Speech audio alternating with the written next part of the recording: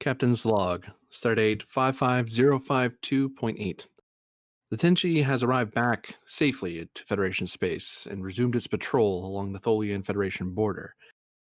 Unfortunately, it seems tensions continue to grow between us, and the diplomatic corps reports that we are still nowhere near de-escalating issues despite our best efforts. Some reports, among my friends elsewhere, suggest that there have been border skirmishes between Starfleet vessels and the Tholians, which is something we certainly do not need, but thankfully there's no hard evidence to support that, at least openly. Though thankfully, in a lighter note, it seems long-range sensors have detected a rogue planetoid along our current patrol path, so should be a bit of interesting scientific endeavor while we're out here, rather than patrolling for possible war. End log.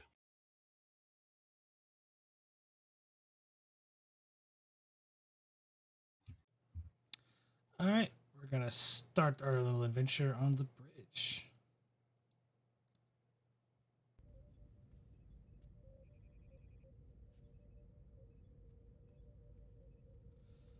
Currently, you're still on schedule to cross paths with the rogue planet as you still have your sensors pointed at Tholian space.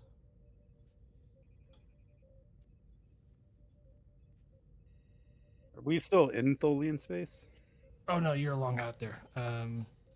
Keep in mind the current start date. You're currently in the year of 2278. About 50 star dates into that. Okay. But out of Tholian space. Yeah. Cool. Yes. We're in that in between era, looking for crossings. Which why a planet's so darn weird, because you'd think we would have someone on the sensor net would have seen this before us, but that's why we're here, I suppose.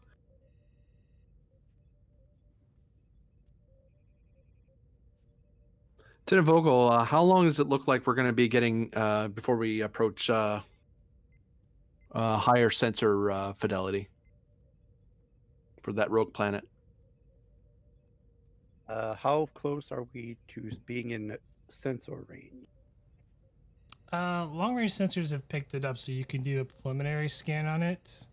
But other than that, you're not going to get a whole lot of information until you go into orbit around it. That's what I mean. Like, how long until we reach orbit or a closer range where we can get a nicer scan?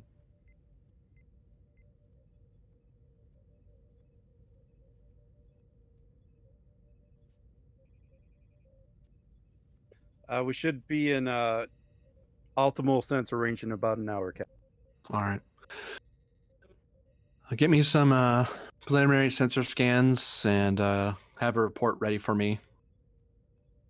Before then, I'm gonna hold the ready room for the time being. I have a couple meetings to attend to. For the time being, Lieutenant, you have the con. Aye, sir. But if you wish to do like a passive scan on the planet Vogel, that would be reason plus science, assisted by the ship's sensors plus science. Difficulty of 1. If I could find my sheet, there it is. Take a threat.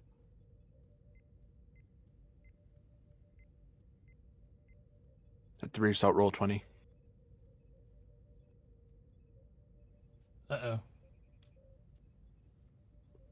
Your connection has been interrupted. Yeah. Well, son of a bitch. Oops. There we go. Sorry, stream. You're doing so well. I know, right? Long day. Ow. Dang it. So probably my roll will probably not show up then. It did not, no. Yeah, I'm currently reloading back in.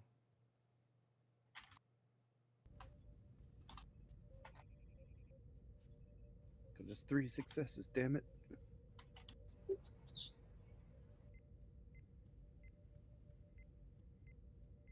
Yeah, maybe I'll refresh myself.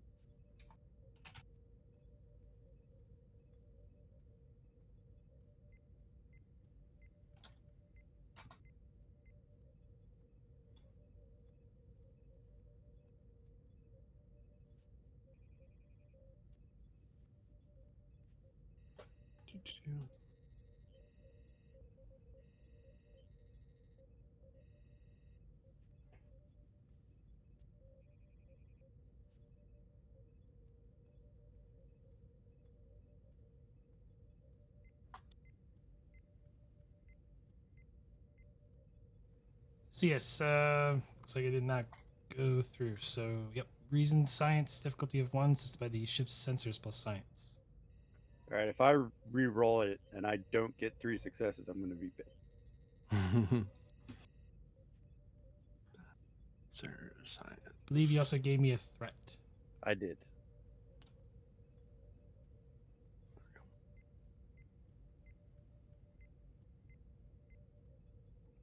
Four momentum has been gained. Tick, tick, tick. Hey, that's even better. Bam. The Free virtues reroll. have not seen the roll. And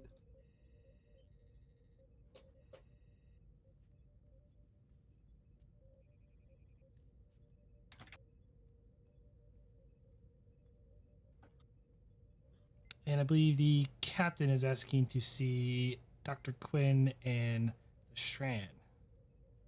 Yeah, I'm meeting with them separately. Okay, so Whoever wants to get up here first, whoever is free the soonest. Well, I guess the doctor will get.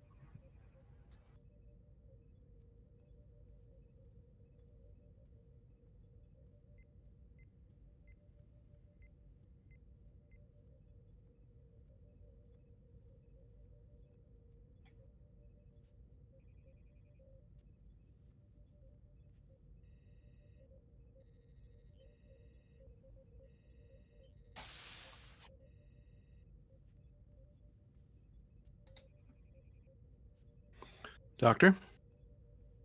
Yeah, see me, Captain? Yes. I haven't heard. How is the medbay doing currently?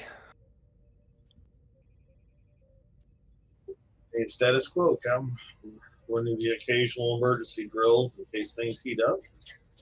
Other than that, things are going well. Very good.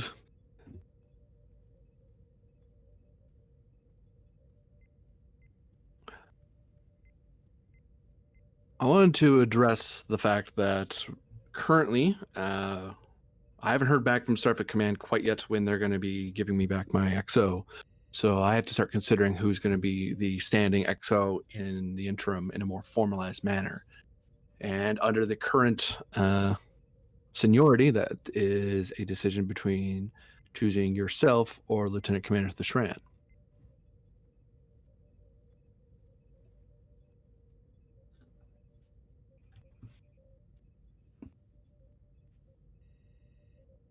I wanted to know your opinion on the matter. I think it would seem unusual to have an XO serving time in his room.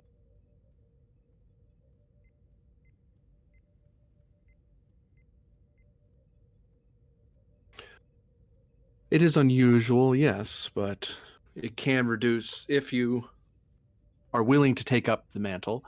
I would be willing to consider shortening your sentence. Instead of the full 3, I might be willing to knock off a month, plus another if you account for yourself well. But it's a volunteer. You were assigned here as CMO, and you did not sign up to be in command. However, the ship needs an XO. And if you are considering it at all, then I need to know now because I'm about to have a meeting with Lieutenant Commander Thashran on the matter. One moment, please.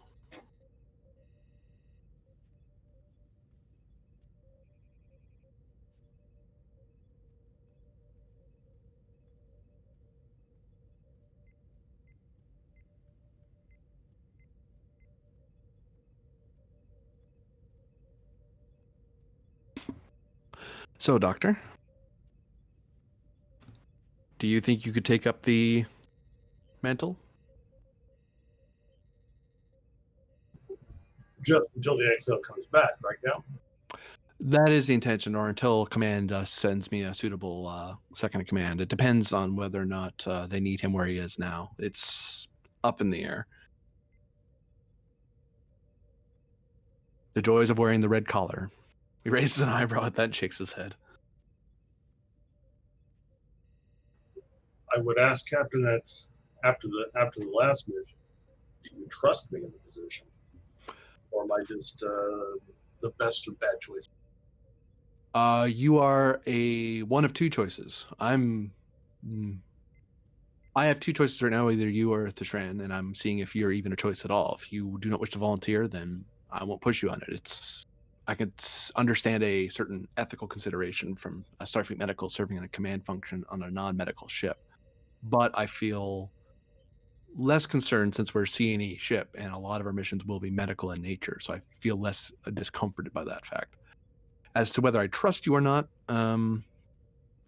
if I didn't trust you to follow orders, to act in the best interests of the Federation and Starfleet, you wouldn't be on the ship anymore. You'd be on the first ship home back to wherever your home is, honestly.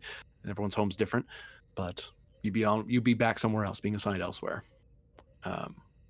Starfleet doesn't need useless officers, and you're not one. You are an officer who made a mistake. A serious mistake that you are being punished for, but a mistake. We all do them. Fair enough, Captain. Haven't had experience with command. It might be interesting. As long as I have your confidence, I could step up for. Very well, then. I am going to address this to the Shran and see if he wishes to address it. If he bucks hard enough for it, I'll have to discuss it later, but I wanted to see your input on it before I made my final decision on the matter. Well, the Shran does have seniority on the ship.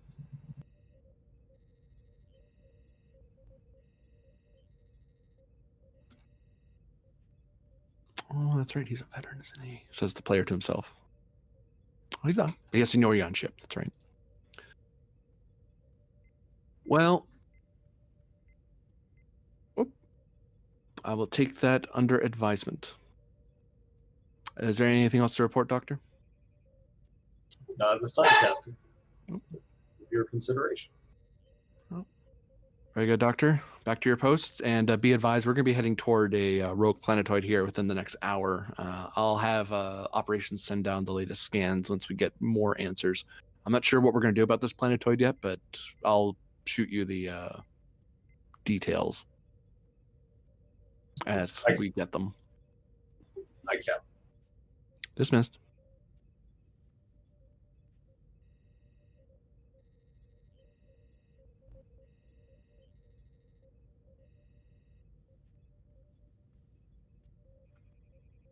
The captain will wait for Lieutenant Commander Thishran.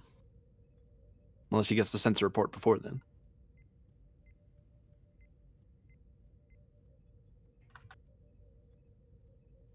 Well, you wouldn't have long to wait. Okay, so if you walk in, yeah, go for it. And sensors are a tricky thing. Yes, they are. And I'll hit the door chime.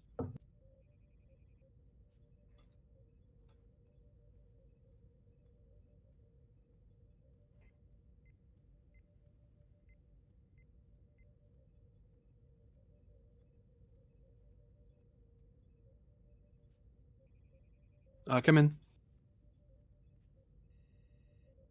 You wanted to see me, Captain? Yes. I just want to... There's two matters I want to speak with. Well, three. The first matter is... do you have a problem with me as your captain, Lieutenant Commander? And feel free to speak frankly now. Frankly, sir, no, I don't have a problem with you as a captain or as my commanding. I have a feeling I know what this is in reference to. What I do have a problem with is a commanding officer passing judgment without all the facts. So you personally oversee the work of all your engineers? Not all my engineers. So who passes judgment on them ultimately? Of ultimately the responsibility falls on me, sir, and I'm not saying I don't check on certain work orders and certain run diagnostics and make sure everything's in working order. What I mean, sir, is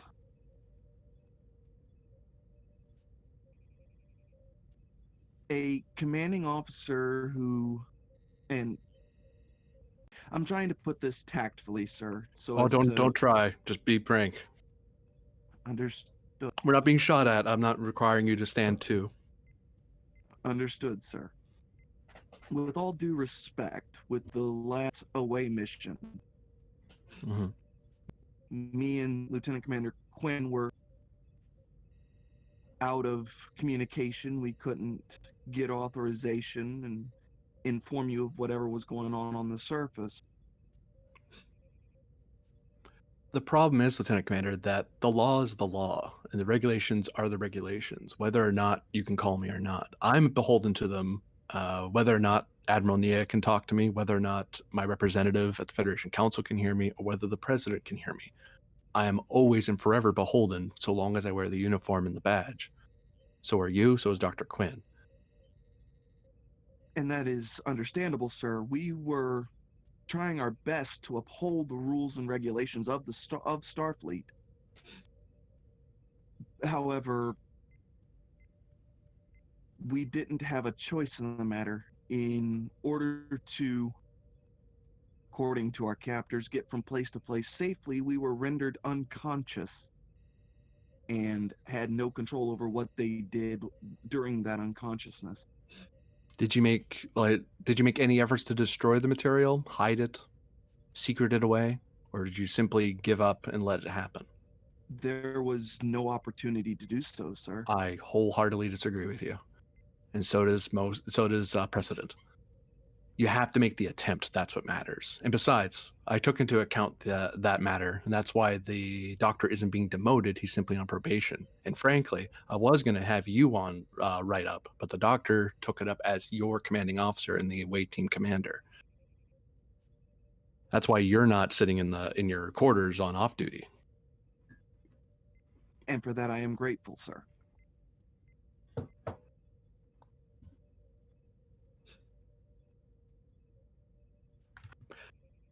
Well, that's out of the way. I assume that is out of the way. Here's look. He raises an eyebrow at you. Yes, sir. It, Right. it is no longer an issue. Very good. Well, I am considering, given our XO's absence, as he has been assigned for a longer term than I expected, and I'm not. Command hasn't quite got back to me if I'm getting him back in the near future, or if I'm getting him back. I have to consider who the formal XO of the ship is, and by seniority, that's a split between Dr. Quinn as the senior medical and yourself as the senior general officer, as in one that isn't of medical in particular. You're both of sufficient rank, and I believe either could be a position. However, neither of you signed up for a command role aboard the ship, so I'm polling the two of you, or polling, that's the wrong word. I'm checking with the both of you to see if you're even interested in the job.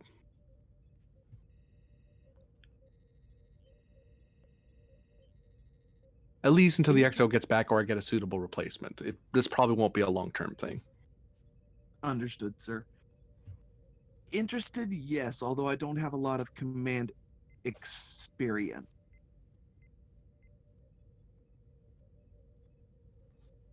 And it makes sense, sir, being a oh, I forget the official name of our ship designation. Crisis and emergency CNE. He Yeah. waves a hand like, don't say the whole thing. But it makes sense to have either a medical officer or an engineer as an XO. It's a reasonable choice.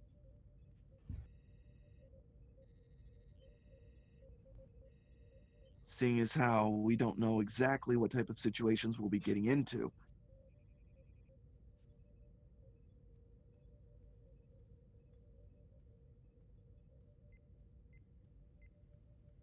Like I said, sir, interested, yes, even though I don't have a lot of command experience.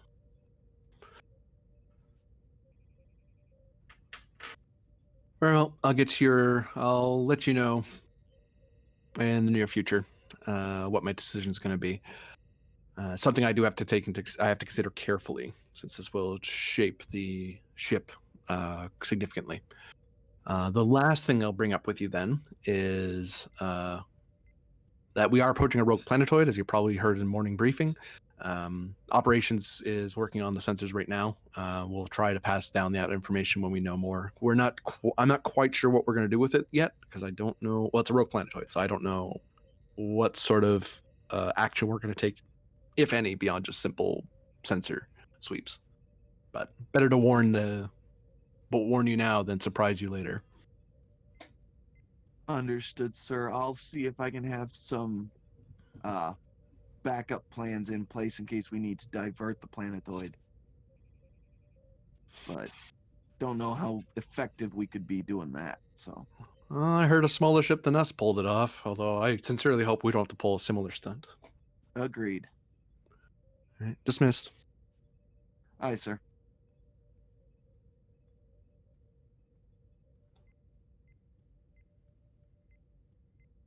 At that point, he'll step out into the bridge. Vogel, did the planet turn into a crystalline entity by chance while I was away? Perhaps a giant ice cream sandwich? Quite the opposite, Captain. I'm actually detecting that this planet is a Class L. Hmm.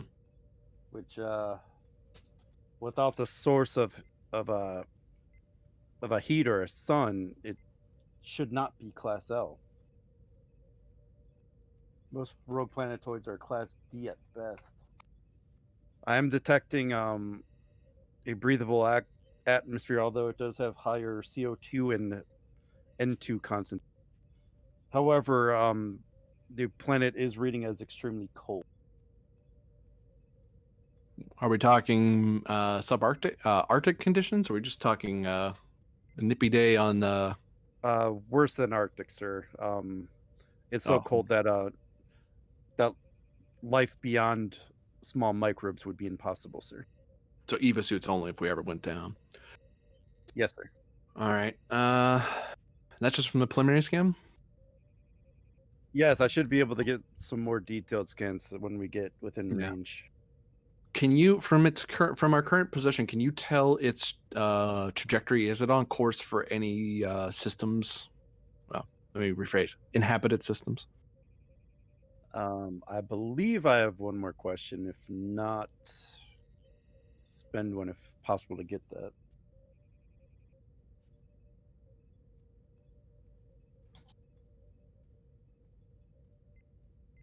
Computer, stop that.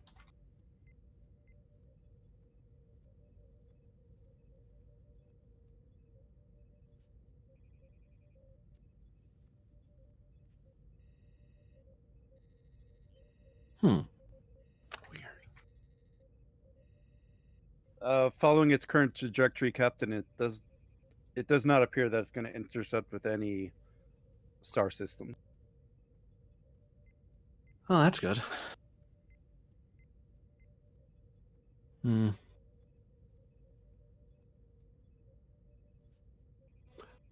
All right, let's move into continue on course to move into orbit with the planet, and operations have a shuttle ready in case we need to carry on with our patrol. I would like to have a long-term study of the planet as much as we can get away with, but if we can do that with the Tenshi, fine. If we're called off, I want to have a shuttle ready to go to keep an eye on this place a little bit. Aye, sir. I will have the shuttle bay prepare a. We can fit a runabout, right? We don't have a sense of shuttle base, I don't think. Oh, I thought we did. We do. Yep, we do have runabouts. Yep. Just trying to get my words right. Man. I'll have the shuttle bay prepare a runabout for planetary exploration.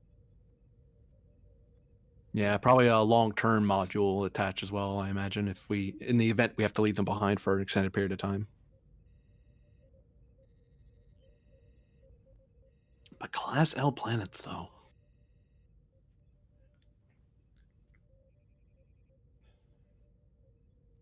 So strange for it to be this far out. Like you say, I mean, I can't imagine why it would still have an atmosphere. Speculation in me says that it must be artificial. It have to be artificial in nature. I can't imagine a natural phenomena producing that sort of atmosphere. It could have a highly active inner core that maybe maintained heat, although that is purely speculation at this Mhm. time.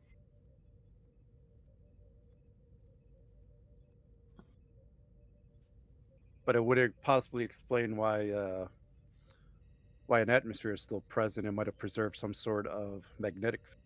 Hmm.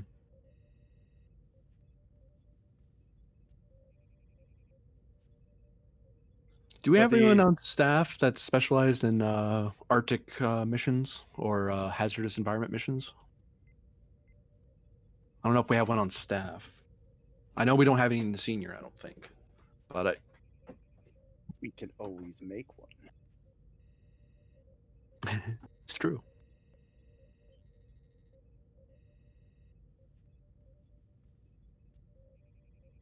I think one of the security people is. That might be a different ship I'm thinking of. Well, I don't think any of the science team would be. Oh, yep. Specialist Psy. He's a hazardous environment person. Eva suit people would be good too, if we need them. Oh, and she's on the bridge, isn't she? Yep, she's right behind me. Talk? Nope, I don't think so.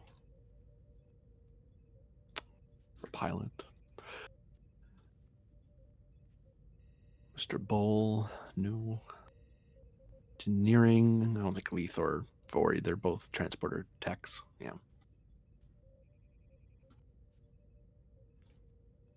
And medical, that'd be hilarious. Yeah, I have EVA training. What about it?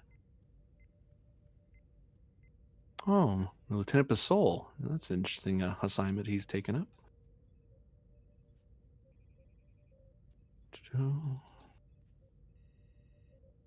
Yeah, we just have the one specialist in Hazard, which is fine. We could probably scare one up in the lower ranks if we need to. But just trying to think who's normally on duty on Alpha. Cough, cough. I think any of you are. I don't think Sarissa is. Nope. The Shran, I don't think you are either. Nope. What's this about? All right. So if you guys are ready to arrive in orbit, we will jump to that scene. I think we're ready for speed of plot. Yep. Right. New scene. So you guys go down one momentum. Tick. The Tenshi arrives in orbit around the rogue planet. From what you can tell, with very little light that bounces on the planet, sensors indicate something vastly different.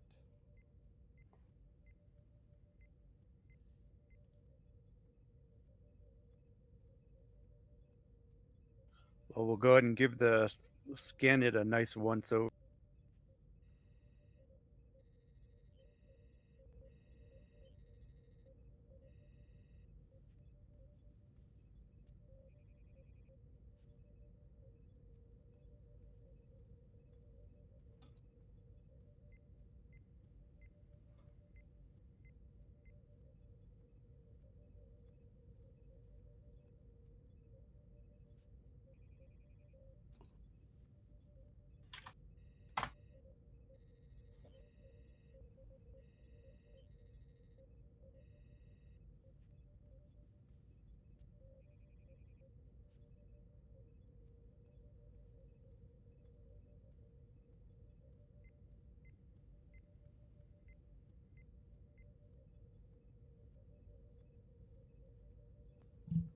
Huh.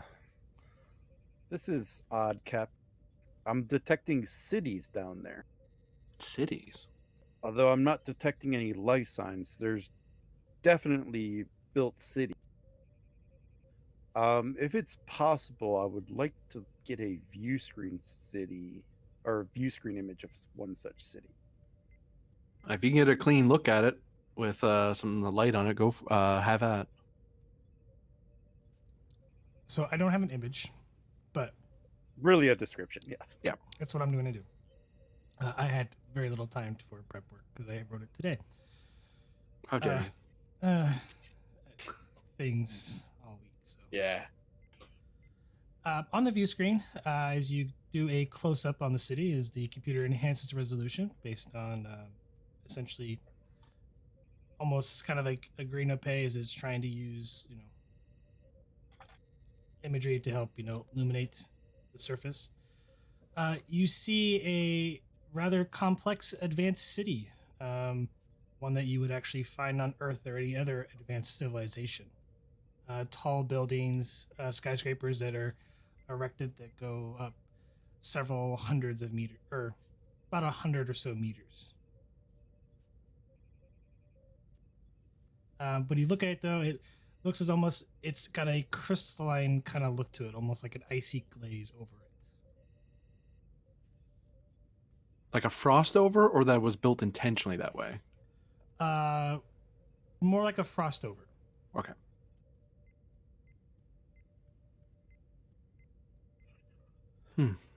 Best guess. Whatever. It looks like a cataclysm. Unless someone lives in Arctic conditions. And you say there's no life science on sensors? I'm not seeing any life signs, Captain, other than a few microbial life forms. Hmm. Nothing that would be able to build this. And by the looks of it, it's been a while since it had a heat enough to sustain life. From from sensors, can you get a carbon date on those buildings? How old how long they've been around? Vogel will need to conduct a planetary survey for that. Yeah, probably have to get closer for that. There's a special tool for that, actually. Captain, a team would have to be on the surface in order to collect the sample to carbon date it properly. All right. Okay, get me a channel with Rear Admiral Nia or whoever has command of this sector. Pull them up in my red room. I'm going to see if I can get some permission to look into this further. Hi, Captain. In the meanwhile, I imagine they're going to say yes. Try to see about organizing a team, Vogel. And you know what? I'll let you head up this one, I think. It seems to be more of a scientific endeavor, and that was what you rolled in on. Unless you don't want to do it, of course, Lieutenant. I don't want to push you beyond your seniority, of course. Oh, no, Captain. I will enjoy the opportunity. That's the right answer, Lieutenant.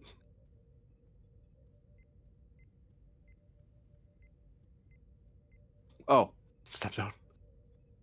So, Tran, you're still here? Looks around Yes, real sir. quick. You have the bridge for the time being till I get back from the Admiral. Understood, sir.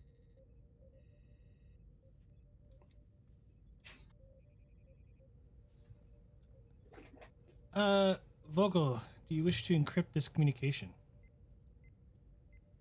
No, I don't think so. Give me control plus engineering, assisted by the ship's communications plus engineering, difficulty of 1. You're a little far out. So. I'll use a momentum, because why not? Oh, yeah, totally. You said control, right? Yes, control engineering. I do not have com. For shame. Doesn't matter, apparently. When will it ever come up?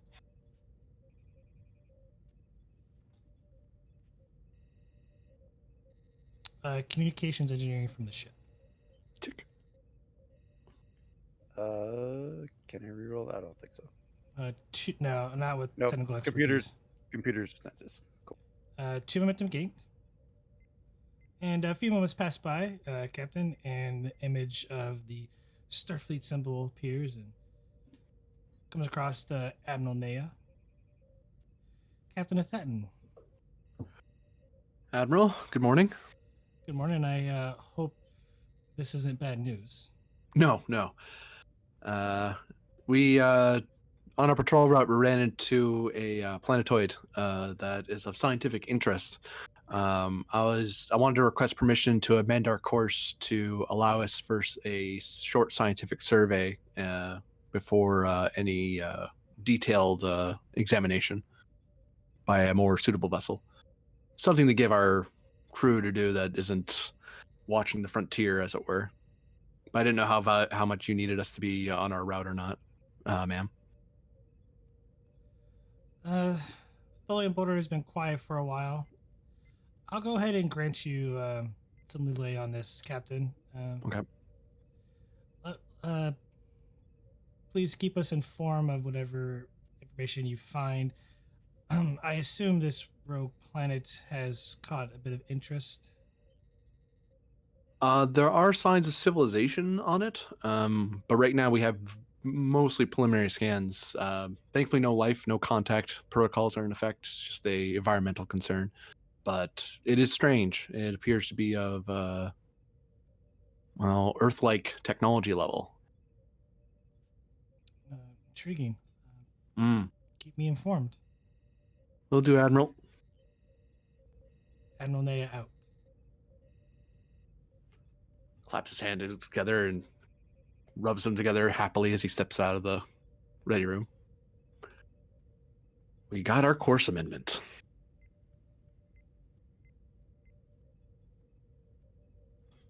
So the planetary studies a go, Captain? It's a go. Get me a team.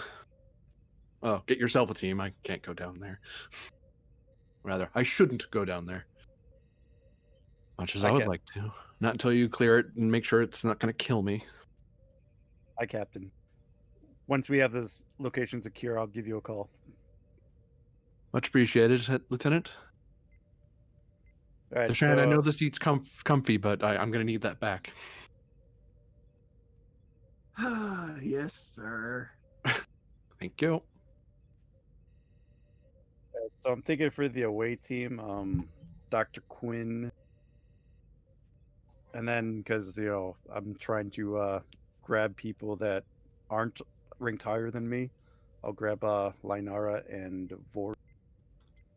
All right, before you start going with the away team here, I believe you wish to conduct a planetary survey on the surface of the planet with your runabouts.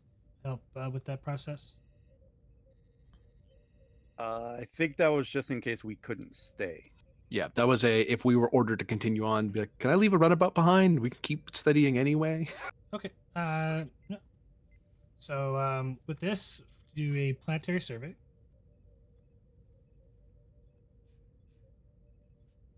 Yeah, that'd probably be a good idea before we go. Because there might be information that changes. So Yeah. Oh, yeah, if we can get scans ahead of time, sure. I mean, we can, from up here, that'd be fine. You can probably take them in the science lab, though. this will be an extended task. You're looking at a control plus science, difficulty of 3, assisted by the ship's sensors plus science. Work 14, magnitude 3, and a resistance of 1. All right, so I'll give you a threat and 2 momentum. 2 momentum. Sensor ops as a focus, correct? Yeah. Because you're doing a general planetary survey of it, more in-depth scans with the other. Ew. Reroll that one. Sensor. Roll the ship just so I can see what it gets. Okay, and then I'll use my other reroll on one of the ones I missed. Still missed. Got the successes though. Looks like no momentum gained. Yeah, that's fine. Roll 6 challenge dice for me, please. That is currently 4 work. Do I take the automatic or do I re-roll 3 to try to get more work done? I'd try to go for more work. You might get a bigger bang for your buck that way. We'll re-roll 3. Hey. There we go.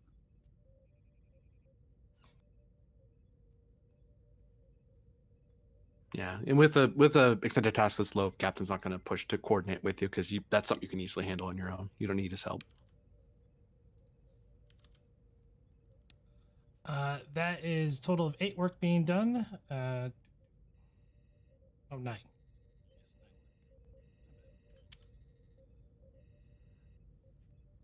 I have threat, so you kind of have to go over a spot again. You're getting some conflicting readings, so you drop 4 work. Don't want me to get it on one roll, I see. Exactly. I have threat. But the difficulty is now 2. Control plus science, assisted by the ship's sensors plus science. I'll use that last momentum to get a re-roll. Sure.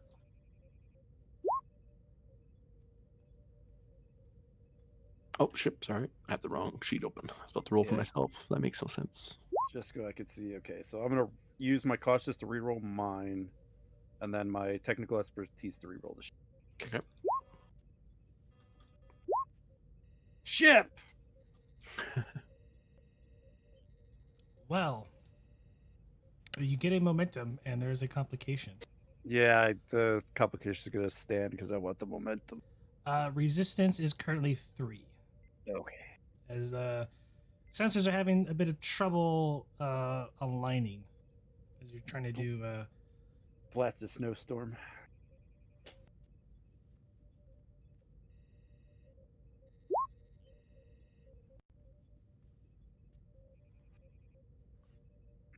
That's 6 minus 3. 1 to pierce, and I think that's a.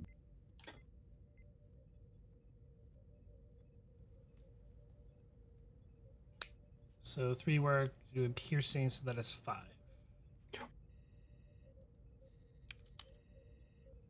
That is another breakthrough. Difficulty is down to 1. I'm going to spend some threat and keep the difficulty at 2. All right, take a threat.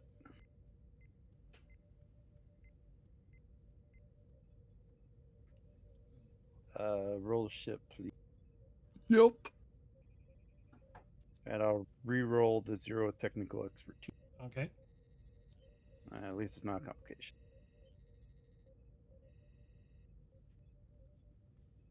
That'll That do it. just gets it. So, well, actually, you just needed 4. So yep, you get all the breakthroughs, and I have some information here.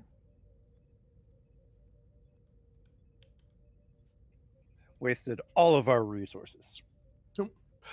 Captain could have used his coordinated efforts to help you, but this was definitely an opportunity for Vogel to flex a little. It's like, no, you haven't had a chance to show off or on the record with him as command. He's like, I mean, it also got rid of some of the captains, or some of the praxis. Yep.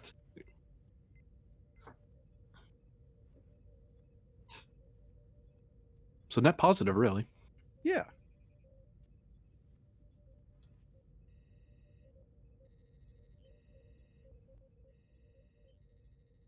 And I started missing. Yeah, Captain wasn't going to horn in until you broke something. He's like, okay, I'm going to supervise now. What? So you don't break more of my ship. It's like, no, it's just taking longer. That's all. Okay, well, carry on then. Science takes time.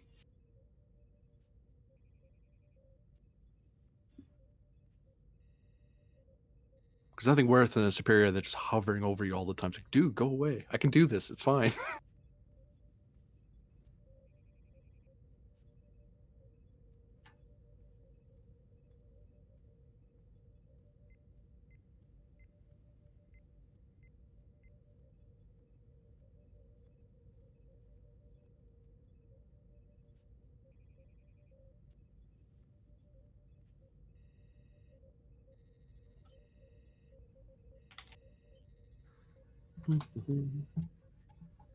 Well, Captain, I can definitively say that at one point this was an M-class planet.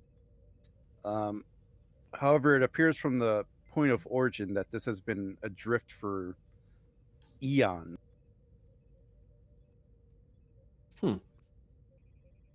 Chance to see some ancient civilizations. That's always a plus.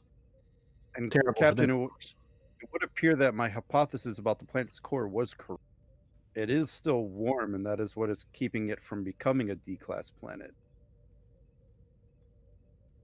Though it appears that that the ice on the planet might have been more recent. And I am Oh, detecting a power source in one of the smaller villages in the northern hemisphere. Not in the cities. Strange. Yeah, I guess first question is about how long do I think the icy chill happened? It's hard to tell when the essentially the flash freeze happened. It probably happened millions of years ago. Oh, okay. So It's not really recent. recent on a cosmological scale, but Yes.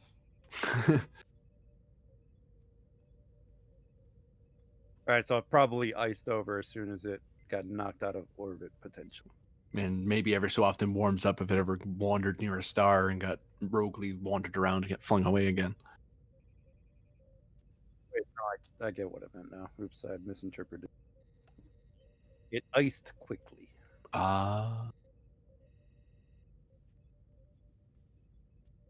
Something happened, and then everything turned to ice. So from the planetary survey, you think you can think Eva suit will withstand the temperatures? It should, I imagine, but I don't know if it's producing an exceptional amount of cold.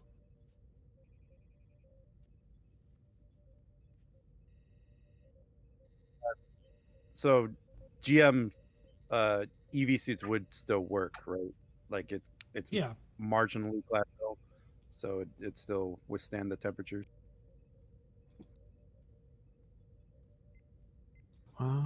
So I think, oh, what's that class of freaking?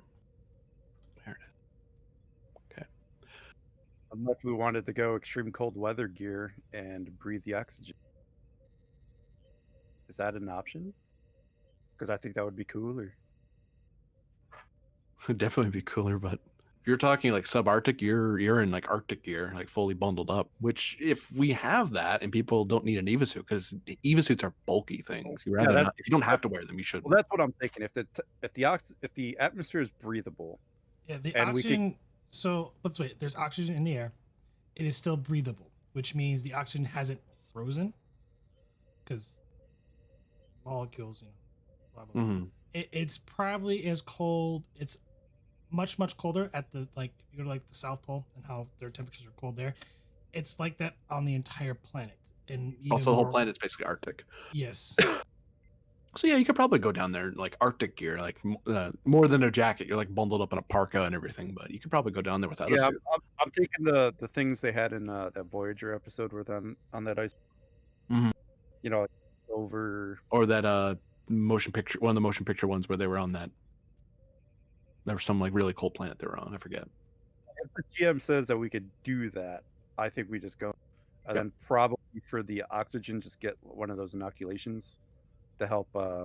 Some triox, yeah. Yeah. I'm thinking of sending you down with a Type 7 shuttle just so you have a little bit of extra supplies while you're doing your survey down there. Because I'm thinking we look at the. I mean, I want to look at the city, but looking at the energy signature seems to be Well, if we first got the priority. we got the runabout on standby. Well, you can bring down the runabout. The reason I'm thinking these Type 7 is because it's well supplied. So if you happen to go down there and then you realize there's something you needed, you can pull stuff out of a Type 7 because it's well supplied. So you can always grab something from there. Whereas a runabout is more of we had that prepped because we might be leaving somebody behind. And that runabout's the only one that's really comfortable to be sitting in for like months on end. Yeah, either way. Depends which way you want to take. I just think Type 7 is more useful to you than a runabout might be. Let's look at stats. Do we have a Oh, runabout yeah, in here? No. I don't think runabout's in our stats, but it's in I think I can still pull it up in the Tiger Squadron stats. We don't have it in ours. Yep.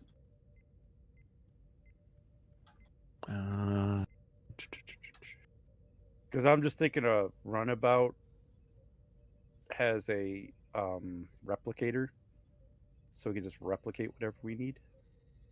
With well supplied, we still have a task roll. But then we don't have to worry about spending momentum and threat. You just find it stored away. Yeah. Either way. Yep. It's your call either way. I was just putting that out there as a that might be more useful to you. We'll take 'Cause the I'm not- Type 7, so we don't have to put a runabout. Oh. Because about the only thing a runabout would be better at would be cargo if we thought we wanted to carry something up. Yeah, but a Type 7 is pretty big. Yeah. Oh yeah. Yeah, we'll take a Type 7. I think I already said the Oatium I would like to bring. Let's see. He wrote them out even.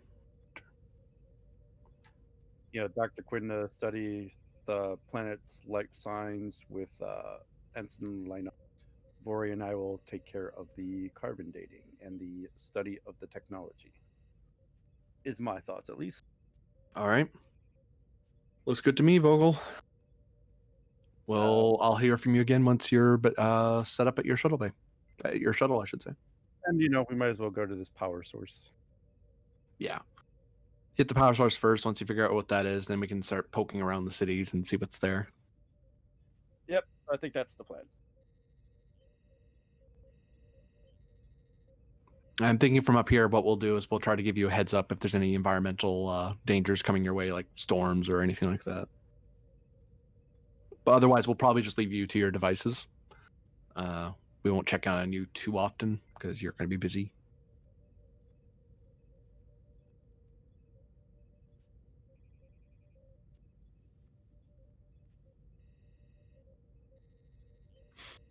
So that's this person. Where are you? This person. Oh, she's already there. So this person.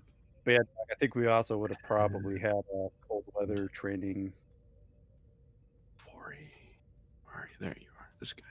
Probably on Titan or something.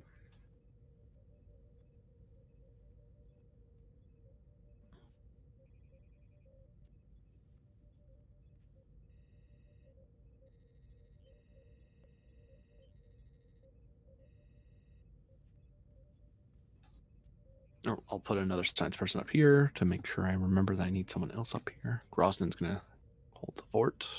He's there. He's there. You're Yeah, there. I believe they all have sensor ops, but I took Linara because she has a biology focus, xenobiology, Yep. And that might come up while you're down there. Yeah. and cultural studies, as it so happens to turn out, Ooh, nice. and linguistics.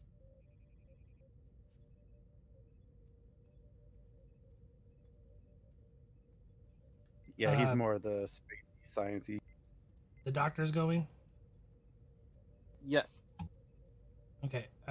Who are the two supporting characters?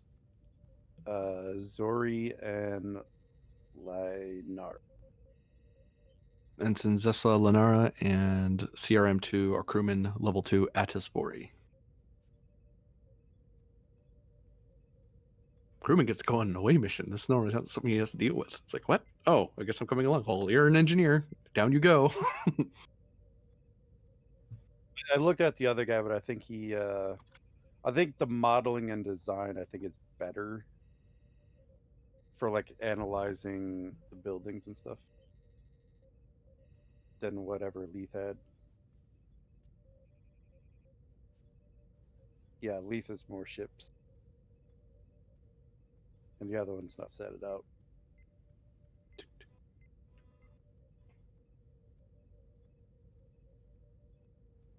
And are you taking a runabout or a shuttle? The Type 7.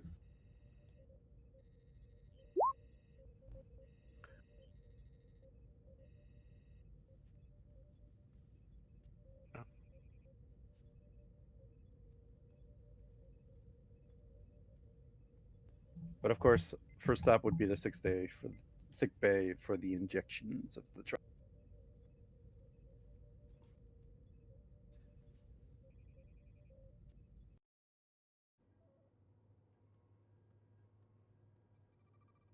And to get the doctors the away team request.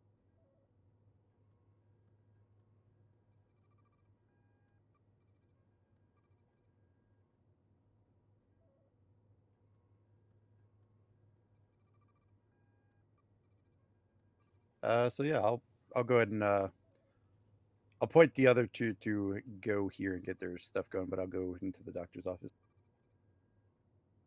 I'll do it in person, actually, doctor. Get a little role play in. And I guess I'll chime the doctor's office door.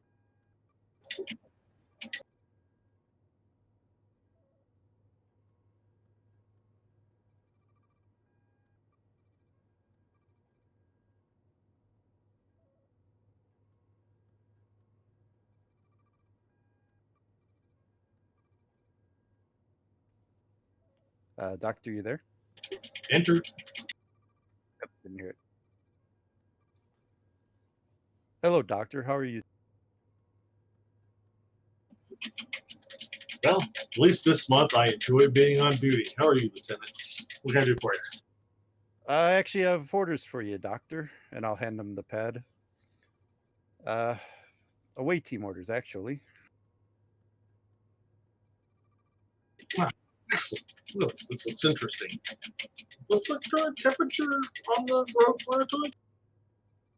That's fairly cold. Do we have an exact centigrade?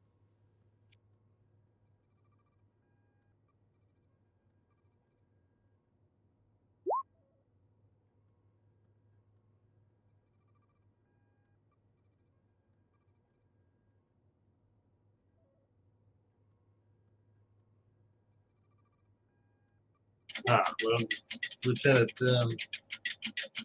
based on these temperature readings, I'm going to recommend triox injections for the entire away team and request we bring rebreathers just in case.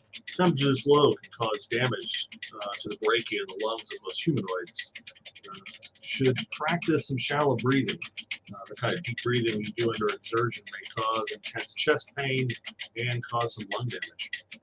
Well, that is why we are in sick bay, doctor. The OA team's already here. Hope you kept your cold weather gear in serviceable condition, doc. Sure, that's what replicators are for anyway. Yeah, initial scans of the planet indicated that this might have at one time been an M-class.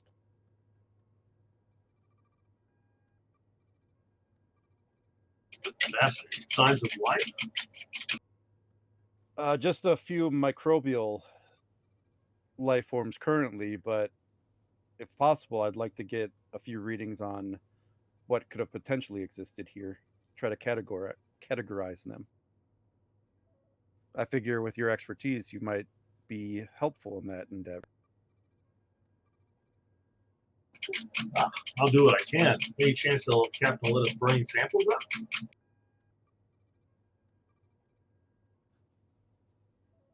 Well, of course we're going to collect samples, Doctor.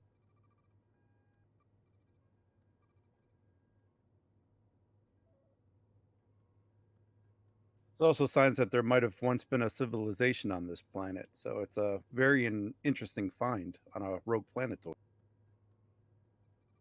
I agree. Might be interesting at some point when the current situation is over to backtrack the planet's trajectory, see which star it came out of.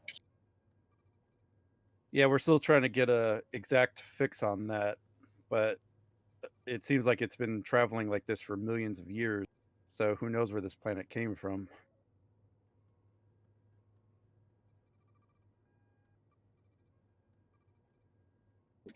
Well, sounds like fun, Lieutenant. Anything else? Anything else you need from me before we go? Just the triox, and to let you know that you are welcome to join us on this. Appreciate you inviting me. Getting kind of bored, just wandering around the patrol.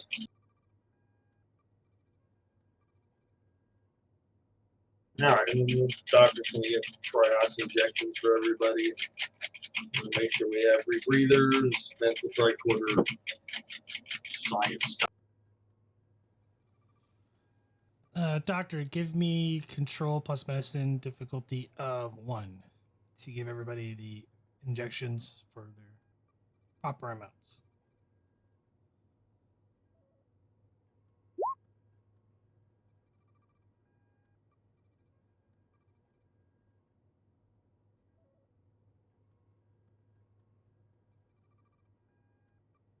Gain a momentum.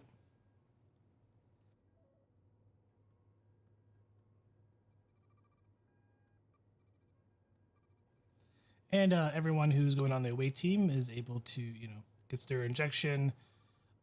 Is there any extra medical supplies you wish to bring along just in case? Just an emergency, just the emergency medical kit, my medical tricorder, maybe Okay. an extra set of triox injections, just in case. All right, so standard gear, got it. And the away team will assemble in the shuttle bay. Cool. And yeah, we'll grab we'll make sure we all have our cold weather gear. The doctor suggested the rebreathers, so we'll grab some of those. And lots and lots of sample containers. I think that'll do it.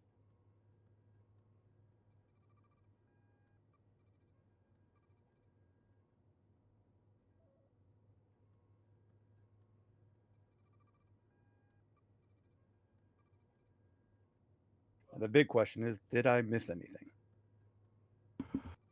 You have self-defense. You have a way to survive where you are. You have a way back home. You have a way to talk to home. You have all the tools you need for the mission.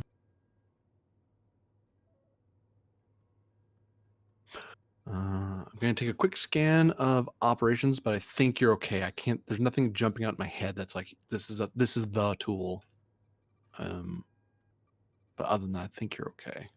Well, then, just have security monitor our approach in. Let us know if we're running into anything like life signs or Yeah. power defense grids. Yeah, because I'm thinking the ship's going to be your overwatch to kind of give you extra eyes. Yeah, other than that, let's jump in.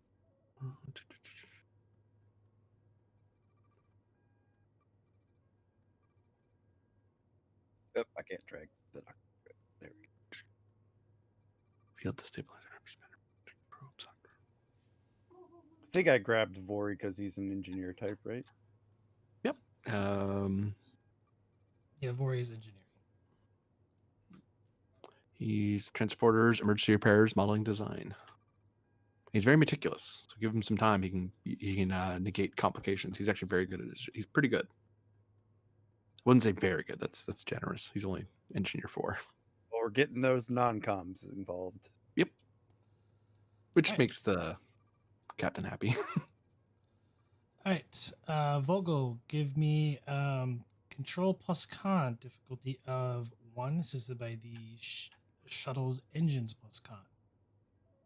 As you lift the shuttle and exit the shuttle bay from the Tenshi, and you begin re-entry into the planet's surface, or down towards the planet's surface.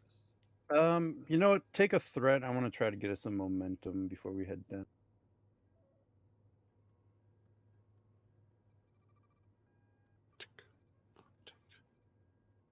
Benefits of serving as a pilot for a while. Yep. All right, shuttle, a complication. You can do it. I believe in you. Oh, shuttle, sorry. Type 7. I said the type 7. Engines. Probably have to rename some of the shuttles. Yeah. Comp 1. Although if this hits, nope, we are keeping this.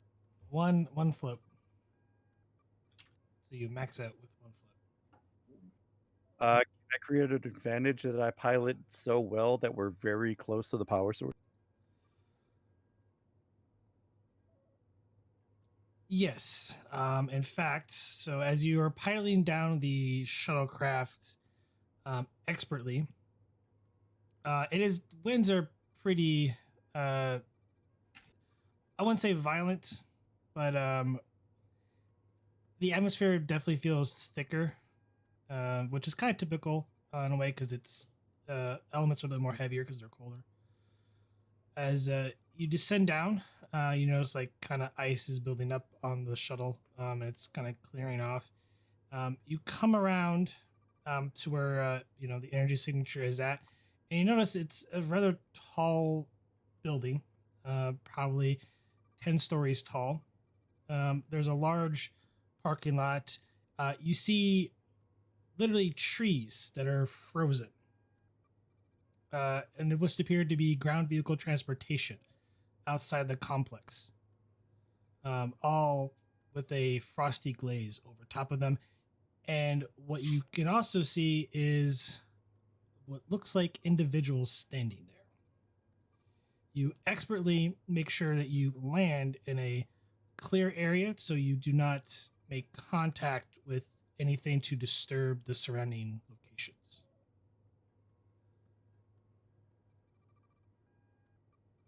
And with that, we go to the next scene. So go down one moment. Sorry, I'll be right there. One moment. Boop.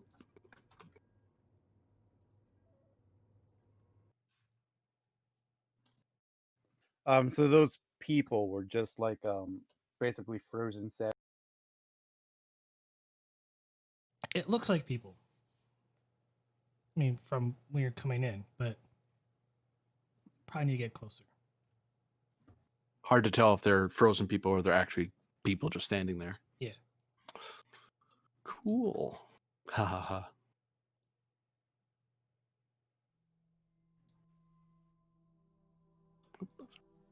Crewman Vori, how's the atmosphere outside?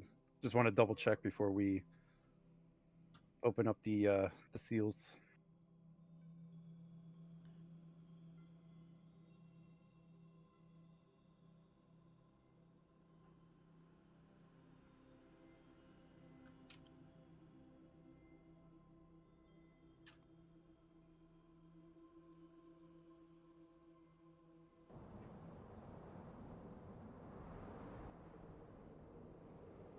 How is it outside, GM?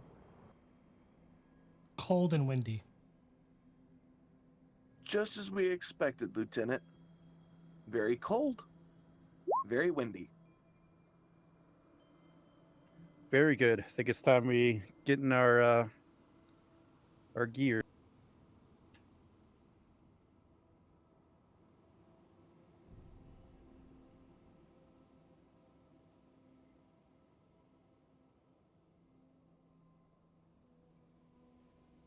Whew.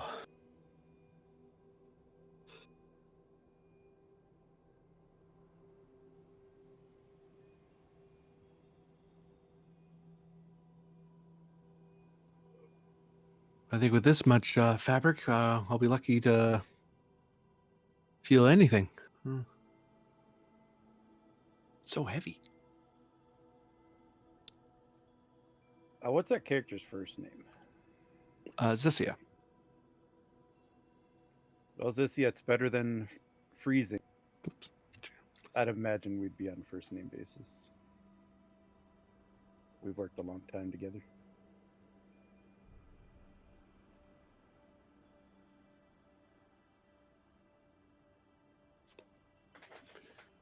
As you say, Lieutenant, I mean, I'd rather not become a frozen popsicle. Meatsicle? I like the first one better. Tell you what, once we get back to the ship, though, I'm going to get a nice warm cup of tea.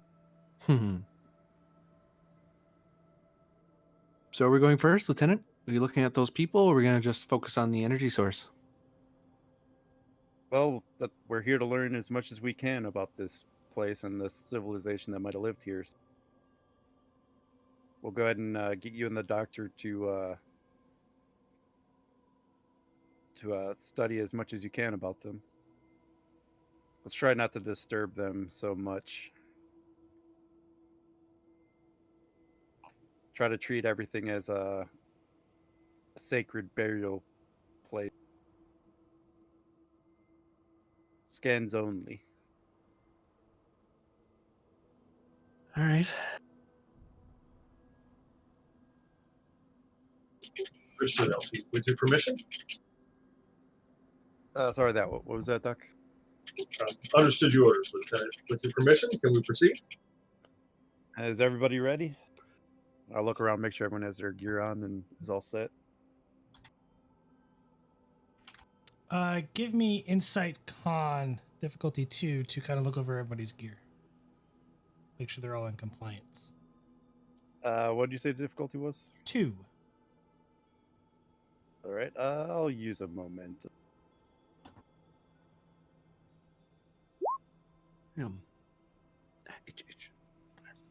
Do not yes. ever reroll. Everybody is in compliance. Well, go ahead, Doctor. I think we're all set.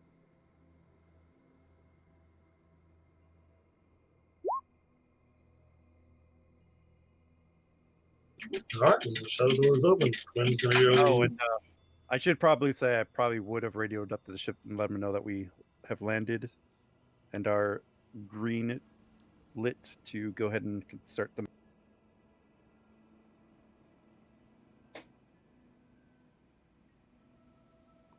You know, away team protocol and all that fun stuff. And testing out to make sure we actually can talk to each other. That too. It goes through just fine. Cool. Now we're ready. The doors to the shuttle open.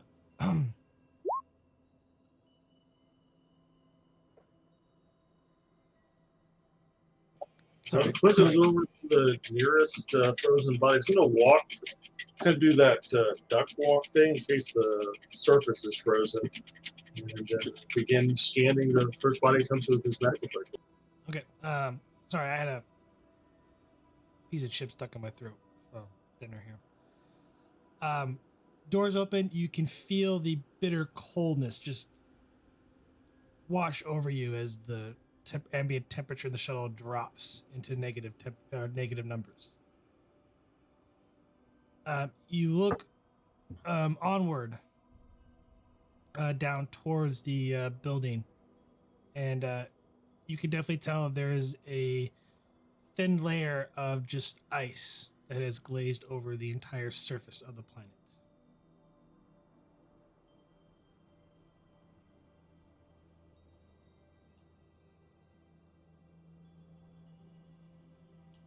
But yes, Doctor, you manage to walk fairly well. It's still slick, but it's not slick enough that you're going to, you're not walking like a solid sheet of ice. There's like a little bit of snow, so there's some traction that you're able to get as you're walking.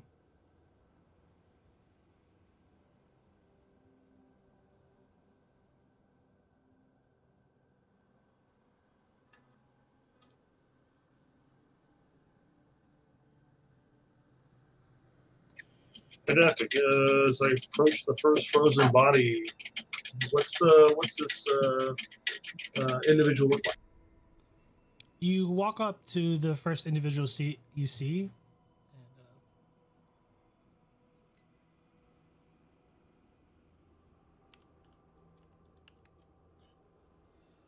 You approach a what appears to be, what you would consider to be female. The individual looks very human-like in appearance.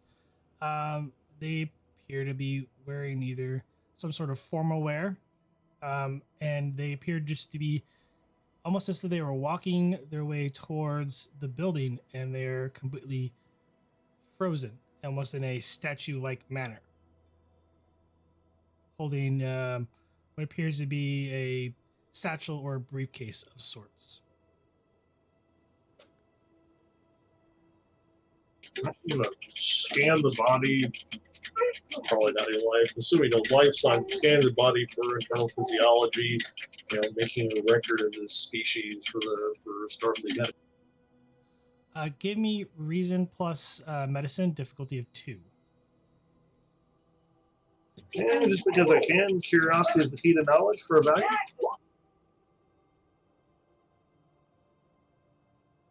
Yes to both. Okay, and I'm using momentum as well. Okay. It's 2 momentum since you're using a value.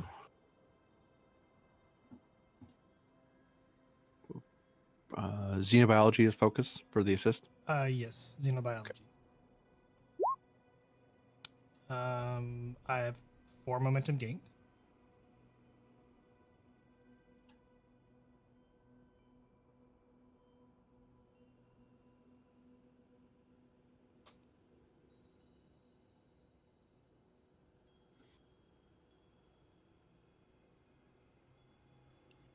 Well, he's all in one piece somehow. Suppose crystallization didn't happen. The freezing must have been almost instantaneous. Clothes aren't disrupted. Didn't seem alarmed. Well, as much as one could tell someone's alarmed or not when they're flash frozen like this. And a new species.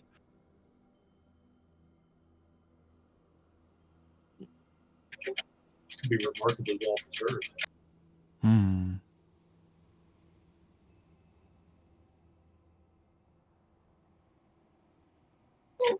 Lieutenant, we have an issue. What is it, Doctor? According to my tricorder, I've got very faint light signs.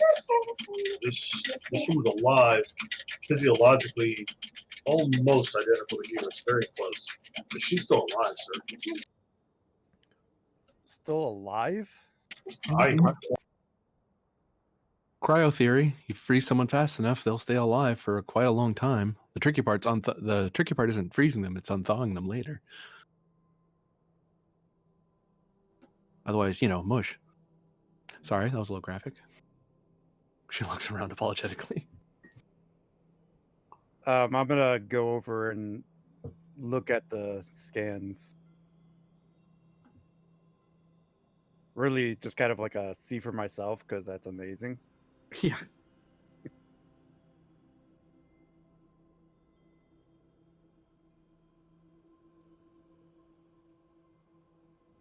I mean, humanoids are fairly common xenotype, but this is, unless the doctor says, this is very close to human. Like Terran, I guess to be more accurate. Were you able to at least get a genetic sequence? That's probably more your tricorder than mine, Doctor. Jim, I'm assuming the answer to that question is yes.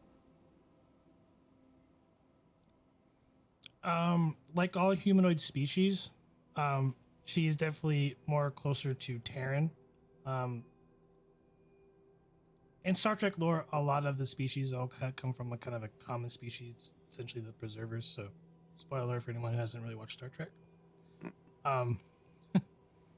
But the genetic makeup is very similar to humans. A lot of their features and characteristics are very close to Terrans.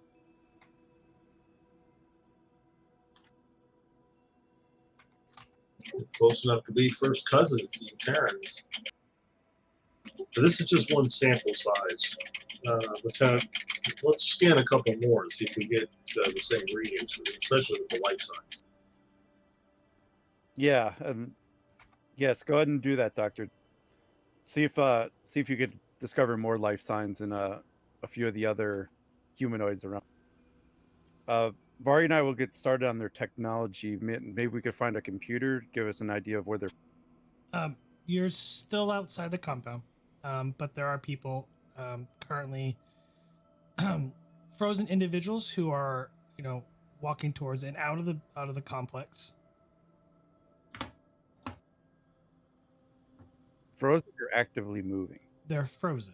Everyone is frozen. Okay. Including the trees. any animal life that might be around. For our momentum, I will answer a question about the other individuals that are frozen. I'll take that deal. With Lieutenant's permission, of course. Oh yeah, I think that's well worth. Oh, I'm wrong. I am wrong. Hi, Sarissa.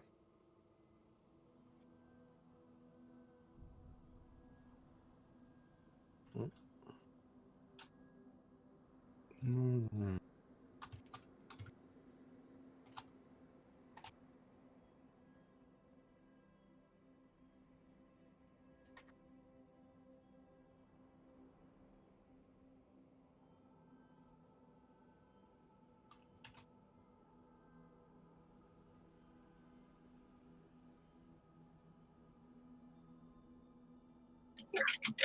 Lieutenant, the scans verify these people are alive.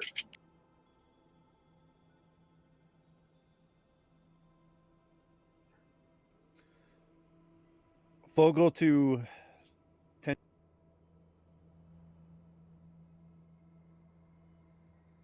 Captain here, go ahead. Captain. I'm like to give you an update. We've encountered some of the humanoids that have populated this planet. They're still alive, Captain. They appear to be in some type of stasis, potentially from being flash frozen, so to speak. But the doctor has confirmed multiple life signs in all the humanoids we have encountered. Correct me if I'm wrong, Lieutenant, but there were several cities across the planet, yes? That is correct, Captain. Any possibility we'd be able to safely unthaw them again? We're not sure how they became thawed to begin with, and I couldn't even begin to answer that question. But if they were put into a type of stasis, it would be possible to reverse it. I'm just not sure how much of a shock that would be. There's still so much we don't know about this civilization. And I presume they're stable for now. They can be attended to later. Doctor, the life signs are stable, correct? That's correct. They've been this way for a long time. I don't see any indication that's going to change anytime soon. Were you able to get that, Captain? I heard it, yeah. I might be concerned. I'm not sure, Lieutenant, but be concerned about any heat the shuttle's getting off. I wouldn't want to thaw one of these people prematurely.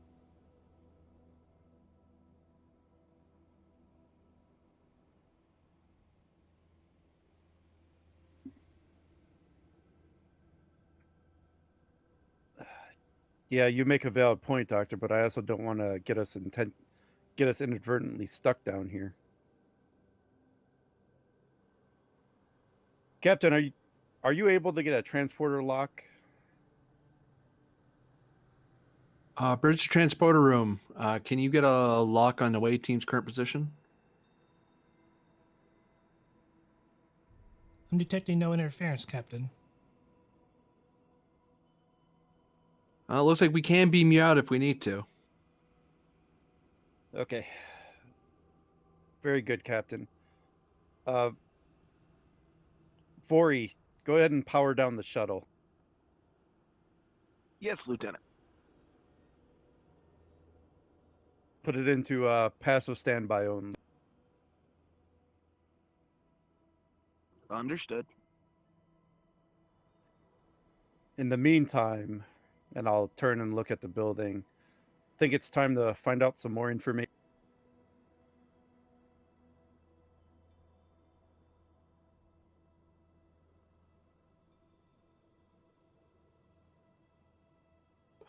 Lieutenant Vogel, what are your intentions with the at this time? We are close to a 10-story building, Captain. I hope to be able to find some type of computer terminal and maybe pull up a cultural database, just so we have an idea of who we're dealing with and get an idea of what kind of culture they are. Very well. I'll have some teams look into the possibility, the viability of a de-thawing process, theoreticals only. But once you get if you manage to get a computer core dump, I'd request that you'd upload it up to us so we can store it in our computer banks. Yes, Captain. That's one of the reasons I want to find this computer, so we have all the information of who we're dealing with in regards to whatever we decide to do later. All right, very good, Vogel. Carry on and be careful. Thank you, Captain. I'll contact you again once we have found something. Acknowledged. Tenshi out.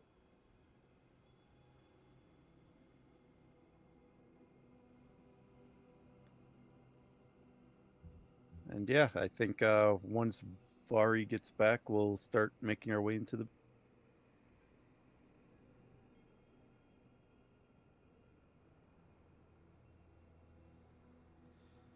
All right, so you're not going to investigate any more outside the compound or well, the building? I think getting this database is more important than whatever vehicles they got. Or, I just didn't know if you wanted to look into the trees or potential animal life that might be frozen. not yet, but in theory, if we find it in this data space, it might all be there. Maybe they have a Jurassic Park. Who knows? They could. And then we're definitely going. Okay. New scene. Go down one momentum. You seen tick tick. You approach the building or compound, and you find that all the windows have been shattered. More than likely due to the extreme cold. Cold.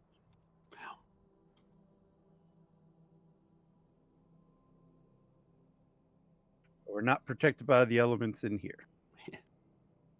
The wind's baffled a little bit, though, for all that's worth.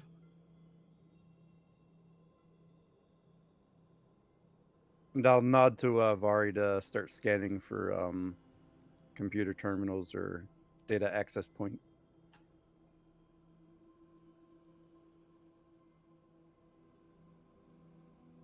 Sorry about that. Someone at my door.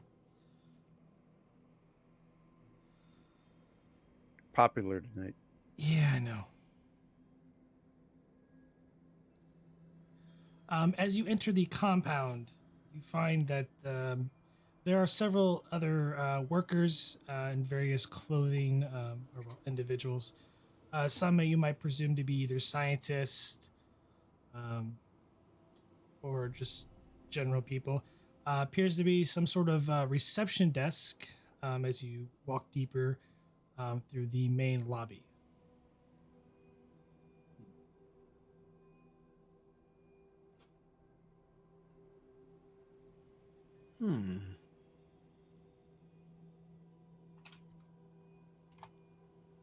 Is there any visible writing present? There is, but it's in a language you do not know.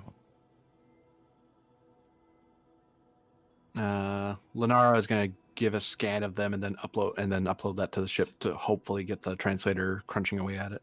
She'll probably need more samples before it gets it, but she'll start the process. Okay.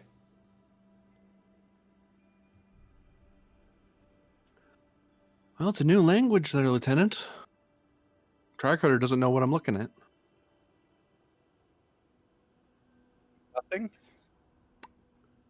It's writing, but it's hard to say. The language is new, at least to our computer.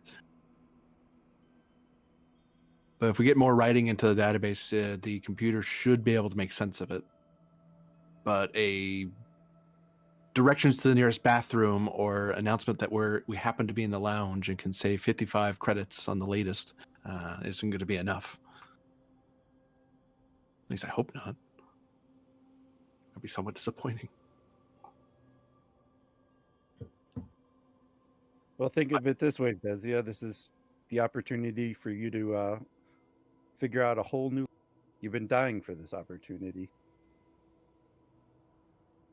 That's true, but it wouldn't hurt to have a nearby dictionary just happen to be near the door. I even take a short lexicon, children's primer, Though you can learn a lot from advertising. Let's see if we can't find you more samples. Dr. Bar, you see anything?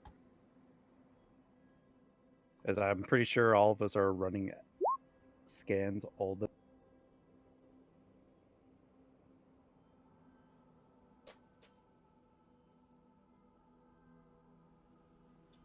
Good is basically what's scanning people. Keeps confirming his findings or trying to confirm his findings.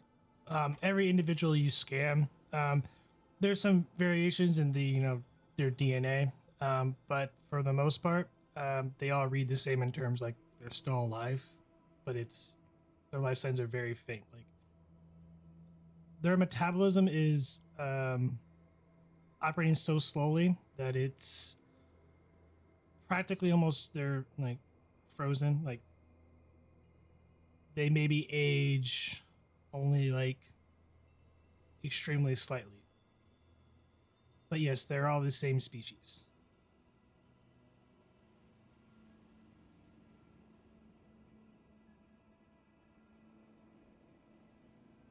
So I'm just going to be trying to look for like a computer access, computer terminal.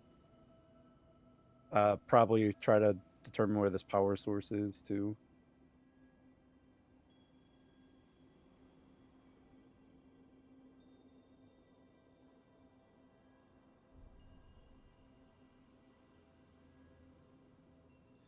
You can definitely tell that there is no power to the building. You find what appears to be, computer terminals or a computer terminal around the reception area. You do notice that there's someone standing, sitting down in a chair, and their hands are over top of the keyboard, and they're kind of looking up to an individual who's standing in front of them across the desk.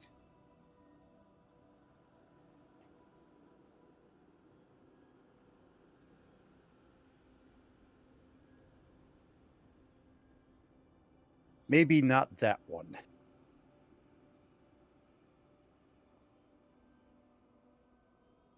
Actually, perhaps we can. We don't need access to the key interface, Lieutenant. We can probably get we can get access to the actual processing drive, and we could hook up our targeter to it. We can just dump assuming their computers are the same as ours, might be able to dump it over. A good idea. Vari, see what you. Here's hoping it's not all on the keyboard, though. Understood.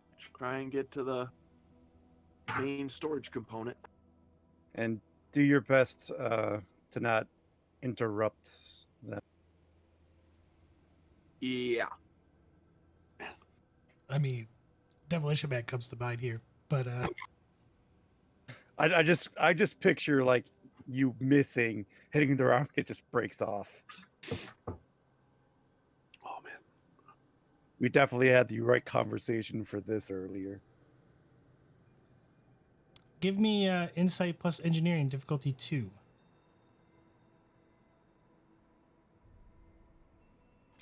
She be of any help with this? I don't think so. She cannot. She's useless Uh, in engineering.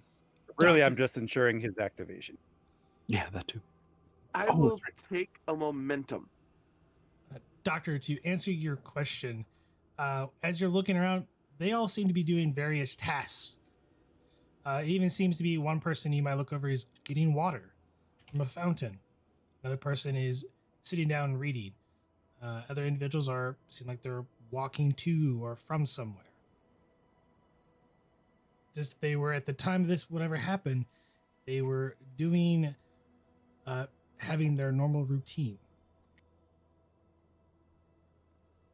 Even they're reading, are they reading off of pads or what appears to be old-fashioned paper?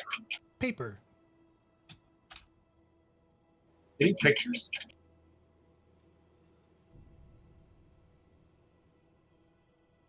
I guess you could say so. The paper is, though, frozen over. Vori, unfortunately, you can't make heads or tails of where the set or the data storage device would be on this machine, as you're being very carefully not to disturb the individual that's near it.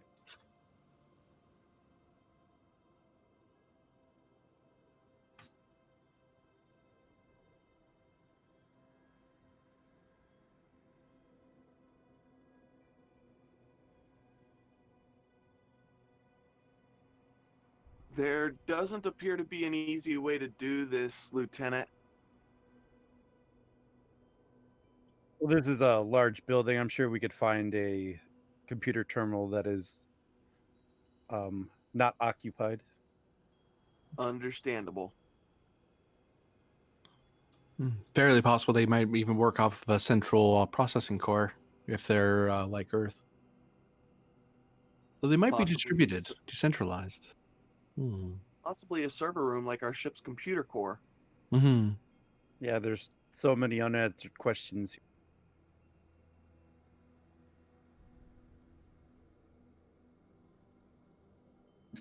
Kind of strange thought, Lieutenant. What's that, Doctor? Look at the appearance of the people. I mean, they were in the middle of doing stuff when this happened. I mean, someone would have to do the math, but could a planet breaking away from its star happen so fast that the flash frees the people? Or is it possible this was done intentionally? Well, that is one of our working hypotheses, that this did rapidly leave the orbit of its parent star. However, we don't really have a cause yet. And it's all just a working theory on what happened. That's why it's my hope that maybe one of their computers might have picked up something, might shed some light on the mystery that happened here. If nothing else, sorry, go ahead. I want to try to get as much information as I can before we start exploring the option of waking one of them up. Besides, it's also possible that even if the computer doesn't have the information, it might have data on their equivalent of a weather service or science service, and we can figure out if they don't have the answer, we can posit who does and work from there.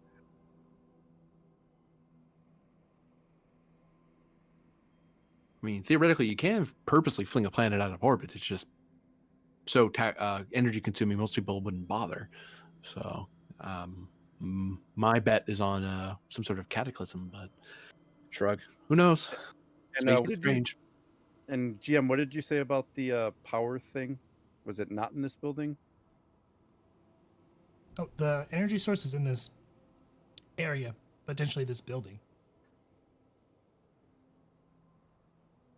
So I think we should head toward this power source, and hopefully on the way we'll be able to get access.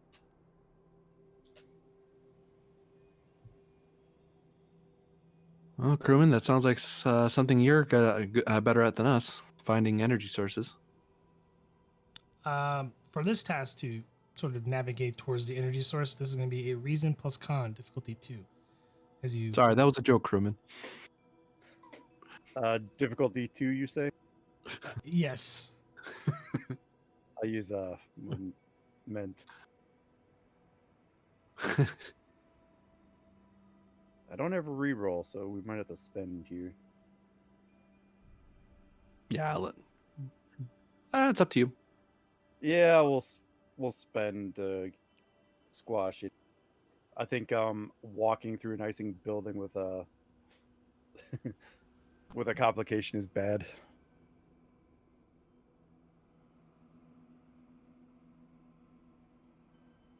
How did? Okay.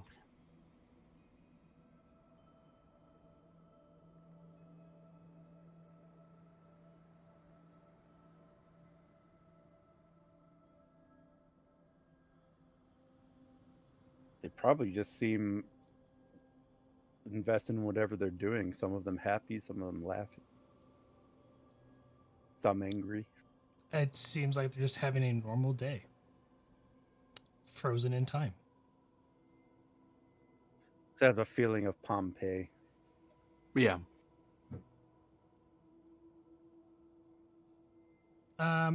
You follow your tricorder to a set of stairwells, noticing that there are what appears to be turbo shafts, or perhaps something known as an elevator.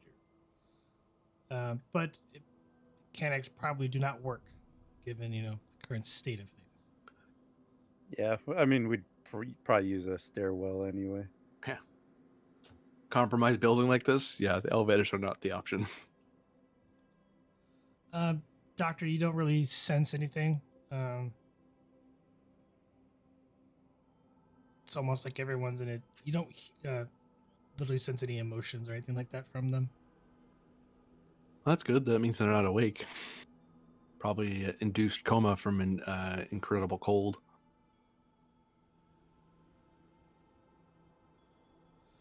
You notice when you get to the stairwells, there appears to be two individuals, and you could definitely kind of tell they're standing at attention at the stairway, holding weapons of some sort. Ooh. Appear to be heavily armed, or in like full body gear.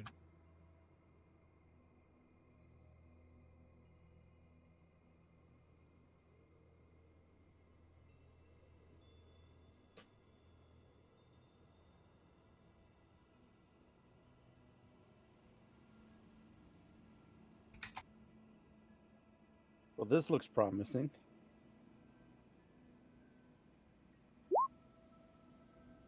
Hmm. You don't bother putting guards at a place you don't want. You want people to see. You don't have armed guards generally. Souvenirs.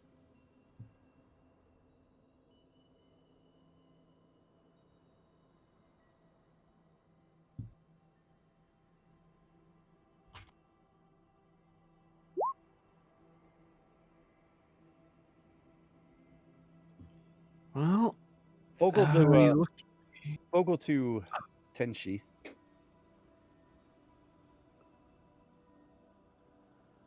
Tenchi here, you broke up a little bit, but we got you. Captain, we've found an area that seems to be guarded. There's two armed guards standing outside of the door.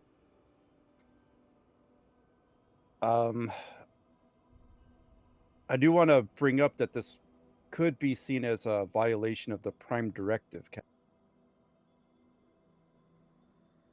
On what grounds? I think I follow where you're going, but I want to make sure we're going the same way. Well, if they have a need for guards here, it's definitely something that they don't want tampered with. And if it is that case that it might be classified or belong to this culture, they might not want it disturbed. Do you have a viable alternative to get information about their situation? Unfortunately, no, Captain. I think this is the best way to proceed. All right. In the interests of rendering aid to people that ostensibly are in some level of distress, I will authorize you to move past them. Just be careful of any defensive measures.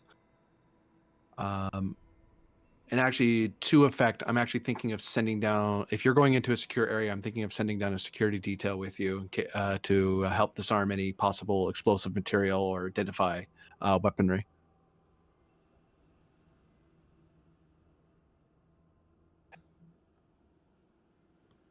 Hi, Captain. I just wanted to alert you of the potential violation. Good work, Lieutenant. Did the right thing. I'll note it in the log. I think we should be clear, but I'll note it anyway as a possibility. Hi, Captain. Lieutenant Sarissa, imagine you've been listening to most of us. Do you want to head down there yourself, or do you want to send down one of your people to help out with the team? I'd rather they weren't wandering around a guarded place by themselves. Oh, a lovely frigid vacation. I think I'll go. Oh, really? Oh, okay. Transporter room 1. Bring weather gear, and you can keep you. This is a scientific survey, so unless you feel a particular need to walk down with a rifle, I'd rather you just head your Type 2. I think a Type 2 will be fine. And there's a shuttle, so pad to pad. Easy. Very good, Sarasa. Get herself what she needs before heading to the transporter bay. Don't forget the trioc. That's why I said what she needs, because I'm sure you guys established the list of things that are required. Yeah. There won't be Repeat it. opportunity cost for the stuff because it's already been kind of established. Yeah. That and taking your time. There's really no need to hurry either. No. I was like, oh. So you get you get the tracks injection, get the cold weather gear, and but there is going to be a roll. We're beaming down. Yeah. Leaf, I think, is going to be activated. 1, 2, 3. We're fine. You know, when I look at the rest of our security, they're all like humans or betazoids, so Yep. we don't have an Andorian that would be at home here. Yeah. Sai's the only one who'd be closest as a hazard environment person, but it's cold, not like toxic or anything like that. Exactly. Okay. So how hard of a beam out we looking at? Control should plus say. engineering, difficulty of 1, assisted by the ship's sensors plus engineering.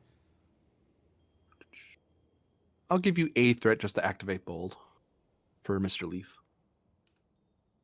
Okay, but I'm spending 2 threat to increase the complication range to 2. Got it? Because they are attempting to be beamed inside the compound the away team is currently at.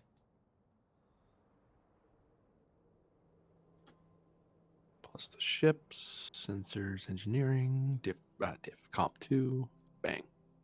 There we go. 4 momentum gained.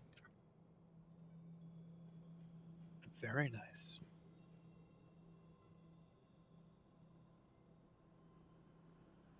Oops, I should know how many people are turned on. We have 1, 2, 3. 3. 3 of 5. We're good.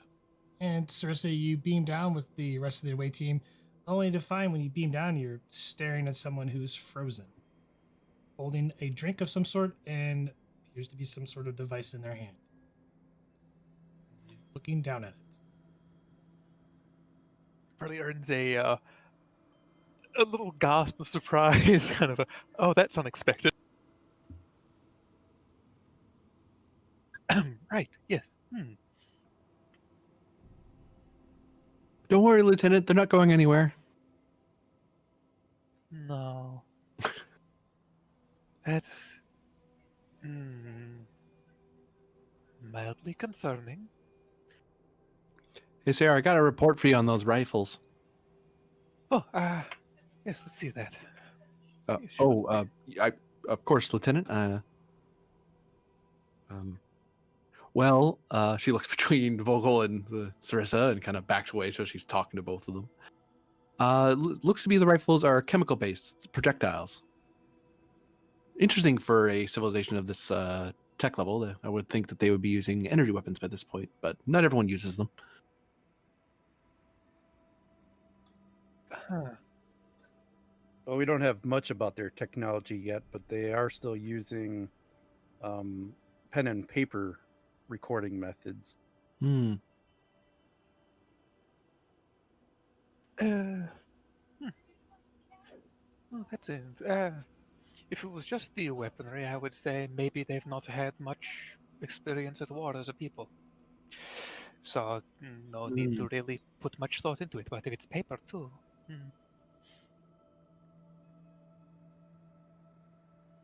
We'll find out, I imagine. So, how are we getting past these two? Can't exactly ask them to stand aside. I mean, we can. I just don't think they'll hear us. They're like on either side of a door, right? That we could just walk Yeah. between them and open. Yeah, I'll just go up and literally open. Let me check the door first, actually, before you do that, Vogel. I'd hate for there to be some... I mean, it's frozen, most likely, but security system in place. Give me fitness plus security difficulty 1 because the door is frozen shut.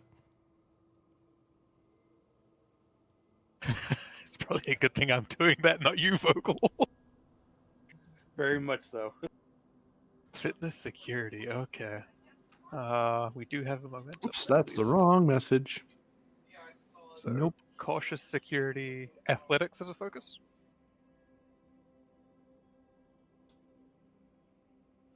No. Oh, no athletics for pushing a door. Got it. You're like pulling on the door. The handle's like frozen solid. Strength check. Yeah. That's why I thought athletics would come into play. But I'll buy a die with momentum, and I need to make sure I've got that selected properly, because that would be the smart thing to do.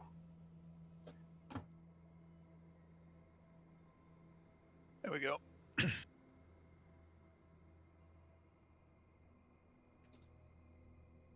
One momentum gained and a little bit of work. Sarissa, you managed to open the door and you just the ice just breaks. That built up around the seams. All right. Well, that was.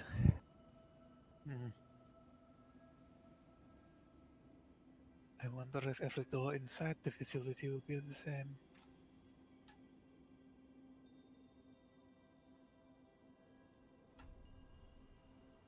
And we will step inside first, because I'm the one that's supposed to step on any booby traps. Preferably finding them before I step on them, but you know. Oh, just so you know, Lieutenant Sarissa, our tricorders do work in this environment. Get that out. She calls out ahead as you're walking around, feeling with your feet. It's like, you don't have to trigger them yourself. It's fine. You could not trigger things, potentially, if you're good. Marissa is just practicing so when technology fails.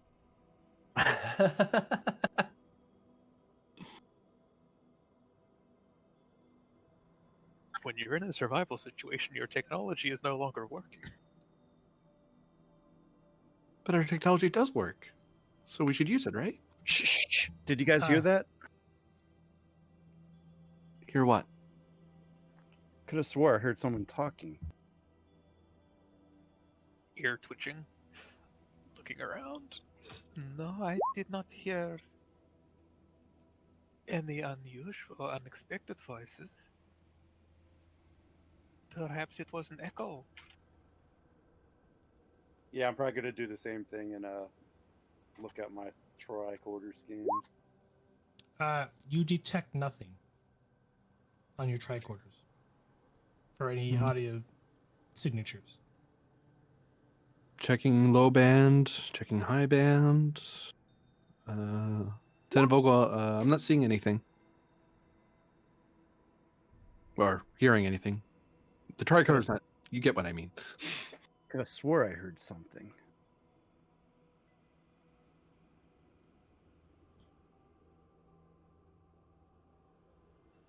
Proceed with caution.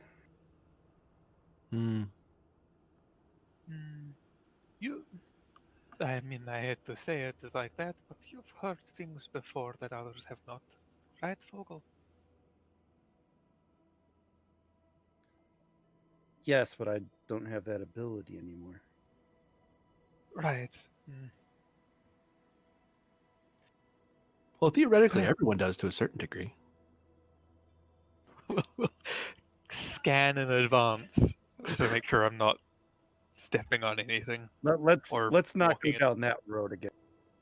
Oh, but it's so interesting though. At any rate, let's get a little bit of a picking up the.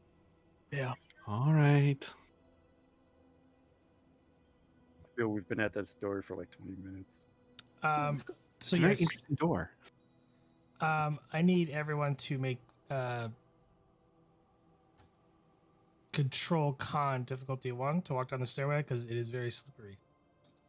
Is this a balance related thing? It is a balance related thing. Haha. Oh my, prehensile tail comes in useful. So my control con is 14. I don't know if anyone's higher or lower. 11. It's difficulty 1 and everyone has to make it. So Oh yeah. I was just thinking if I was using it, I could get more, but I think most okay. people are good. So that is just a flat bonus d20. Got it. So 2 momentum gained. Seeing Good. And I have to ask, would athletics be a focus for this? Sure. Yeah. Assuming you took gymnastics at some point. I'm a cat. That is And very that- speciesist, all right? She's got a prehensile tail, so that helps with balance. Which is a free d20 on the thing. It's 2 momentum gained. 4 total. I'll spend one of those to get an extra die. Do not have a focus. Come on. You get it Nailed back it. and then an extra one, so float. What float we have? I think we're at 2 float right now. I believe so, yes. I don't even know what we would use it on. That while we're going down, we're able to scuff the stairs in such a way that going back up them wouldn't have the same penalty. Kind of clear them as we go.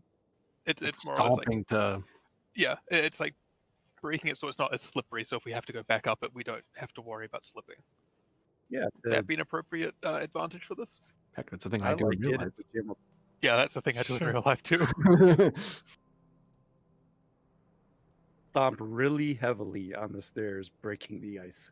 Not too heavily though, because then you just slip anyway. Yeah. It's a I mean, balance. it's a very thin layer. It's a concrete, what appears to be concrete and metal. So it's just enough that if you step wrong, you go flying down, set of stairs to the Mm. next level. So hence why the check. But yes, Yeah. you stop enough that where you'll going back up, there'll be some traction, so you don't have to make the check again. Cool.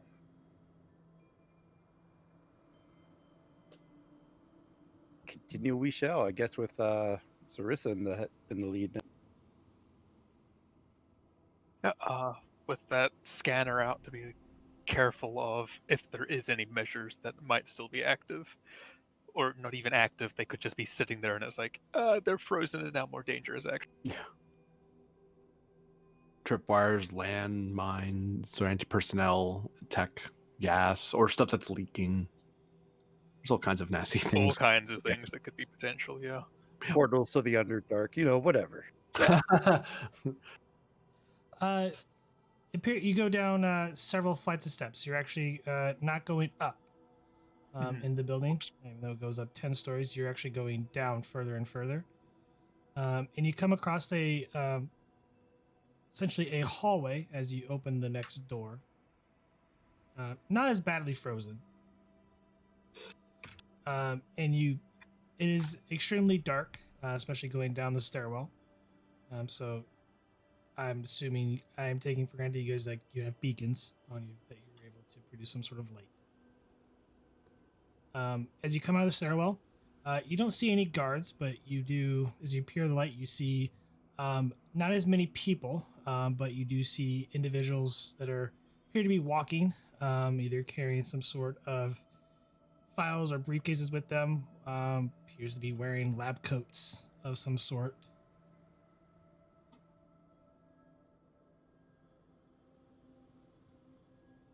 appears to be some type of research facility. Ooh, I just heard something. I can't tell from where, though. So it wasn't just me. But what was the something? Anything specific or just not sure? It's kind of coming from all directions. It's like someone's talking, but I can't hear them clearly. It's like someone's talking from a great distance. That's what it sounded like to me too. I don't sense anything. Tricorder's not hearing anything. Hmm. Just be on your guard. Yes. I could explain away one person hearing it, but two. Mm-hmm.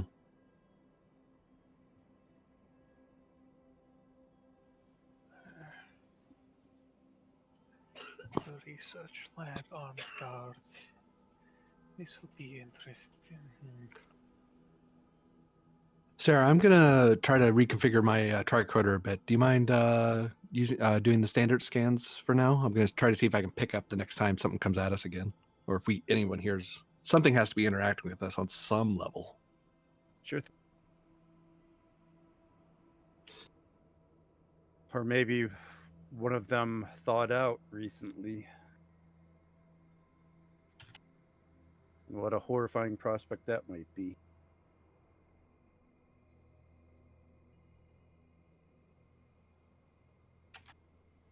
I would think if that were happening, I would be able to sense something.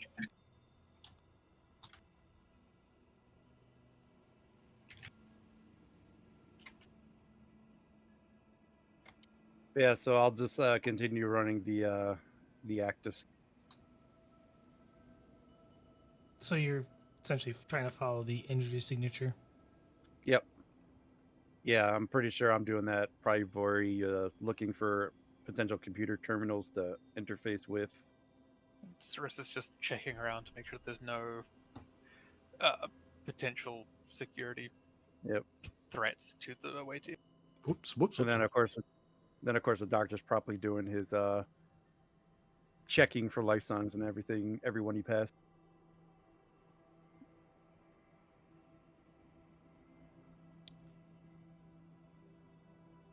So onward. You go down the corridor. There are several other rooms, some doors that are open, and as you peer inside, you can see essentially what appears to be, some sort of lab equipment and other various individuals, working on either experiments or building something. As you continue down, you stop in front of essentially a room. There's a slight glow, surprisingly, considering that power is not currently active planet-wide. In front of this room, as I said, it's a double set of double doors. The door appears to be somewhat cracked, and there are two guards standing before it. Oh, that looks friendly. Is anyone seeing radiation off that thing? Because glowing without power is usually a worrying sign. Someone needs to make a reason plus science roll, difficulty of 3, complication probably range me, of 2. Probably me because I'm doing the active scan. sciencey scans, yeah. Yep. Solara is doing a very specific scan now. All right. Reason science, you said. Difficulty 3. Okay. Complication range, you said was 2. Correct. Okay. Let me go ahead and take 1 threat. I'll spend 2 momentum. Tick. I'm not sure if sensor ops would apply. I don't. Oh, I'm out of coffee. No. And I doubt xenobiology or power management, maybe. No. No. Ooh, No, I don't think I got. So I'll roll. Got it. Do I risk re-rolling the 0? Yes, for complication. I say yes. Hard. You get a momentum.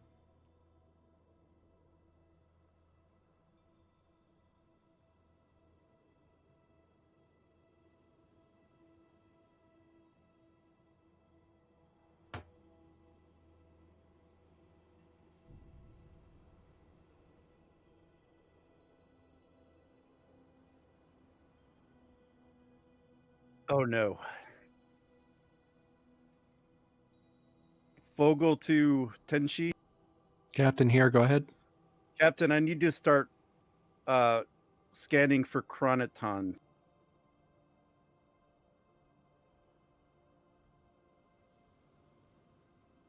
Say again? I have detected chronoton radiation here, Captain. This might be a temporal event. What's the chrono? Is it a very high level in your area? Is it That- spreading? That would be a good question.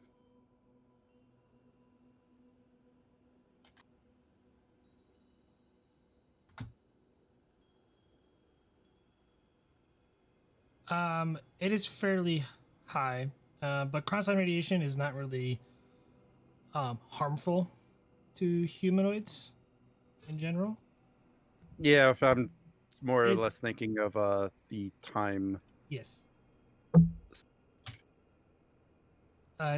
Does the ship wish to roll something? Yeah, I'm gonna ask the ship to scan to do a filtered scan looking for chronoton radiation in general. Captain, I am detecting a high concentration of chronoton radiation. The ship needs to roll someone on there a reason plus science, difficulty of 2, assisted by the ship's sensors plus science. I'm gonna make it comp 3. I have to go mobile. Okay. For the half hour or so. Yeah. The only science officer you have available is Gozen. Grosnan, yeah. And we have the support for it, I think. I'm gonna make sure. We do, yeah. We can go up to 4. Grosnan, get me that scan, please. He does have a focus. Good. Yes.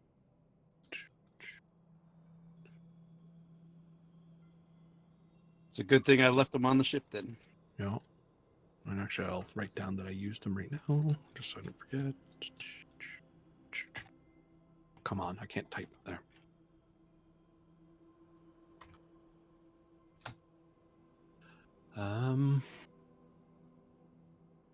Whoops, I closed the sheet for no good reason. Reason, science with focus. It doesn't have anything, so momentum spent. Difficulty is what again? Sorry. 2. It was base 3, but Okay. comp 3. Comp 3. Okay.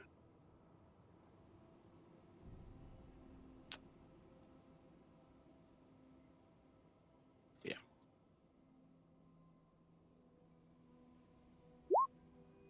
Plus the ship. Answer science. Ooh. He succeeds, but there's 2 complications. I'm gonna quash both of them. All right. Sorry. Captain, though it appears we were scanning for this in our initial planetary survey, I'm detecting temporal anomalies throughout the entire planet. Actually, the whole planet is one giant temporal anomaly. Intriguing. Makes sense. Chronoton scans aren't normally part of the standard profile unless we have evidence. You catch that away, team?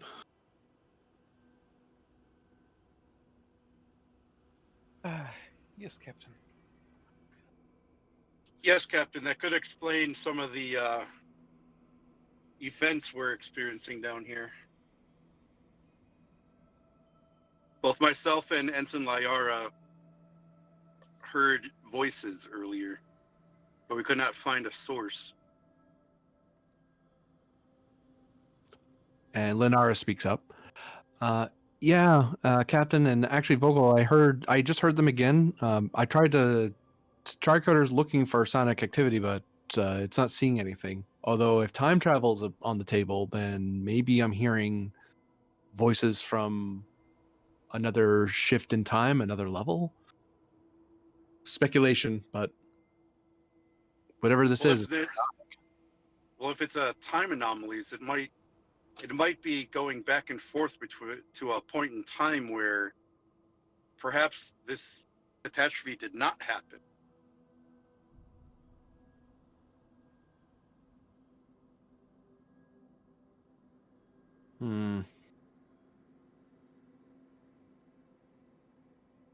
Grozin, can you get me a exact do you see a an inciting source or a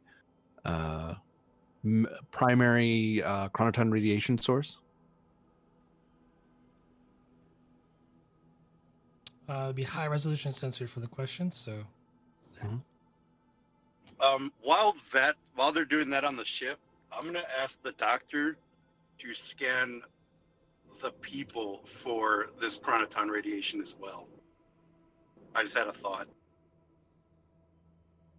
Captain, it appears that the chronoton radiation source is the strongest where the away team is currently at.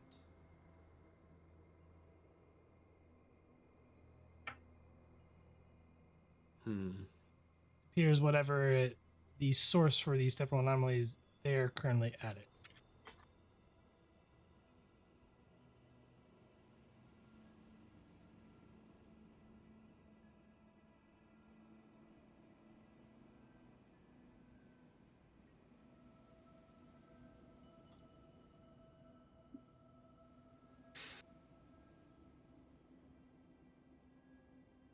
Transporter room, do you still have that lock on the away team? Or can you establish lock? Sorry. They're going to have to come up. They're too deep underground, Captain.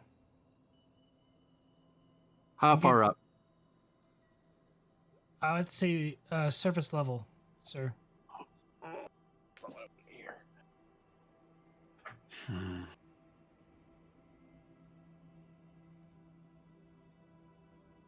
Do you wish to succeed a cost, Doctor? There'll be a complication.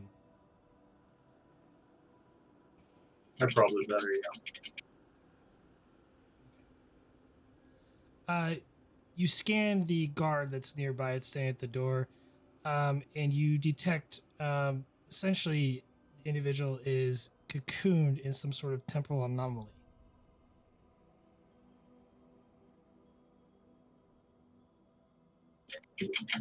Lieutenant, this one here is surrounded or cocooned in some sort of temporal anomaly. I want to move, because the guard is close to this. I want to move away and find the next frozen individual. I want to move away. I want to see if this is just this individual, or I want to see if this is localized to this area where it's existing in all the people. So I'm going to move to the next one, the next furthest one I can find. You start moving. You try to start scanning, and you start tapping your tricorder, and it starts fritzing out on you. And you're not able to get a clear reading on the next individual. 10 Scold will do that. My tricorder's on the fritz. Anybody got a spare I can borrow? Not a spare medical, but I can hand you my science. Well, crewman might be able to fix up your tricorder, though. Let's do that. It's not like my tricorder's seeing anything anyway. Here you go, doctor. You'll probably have to fiddle with it a bit to turn it back to regular settings. Yeah, go ahead and readjust those tricorder settings. Sets it to medical, and looks for another person kind of further away from the glowy thing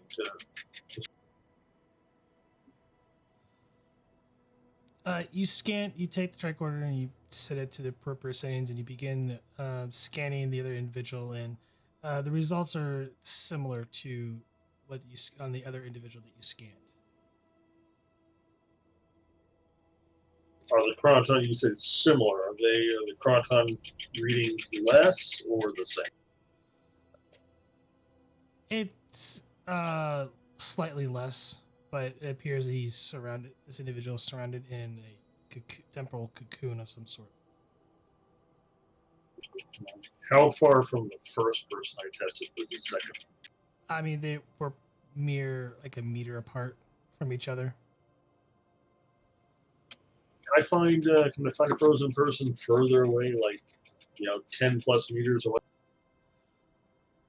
You do, and the scan is similar. It's just the degrees of the cocoon varies. Is it always less? More for this individual. It sounds like distance isn't a factor.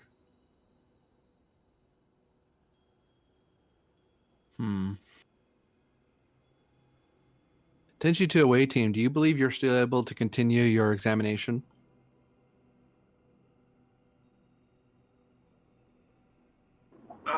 We don't know the effects that this temporal radiation is causing currently, but I don't see any reason why we can't continue.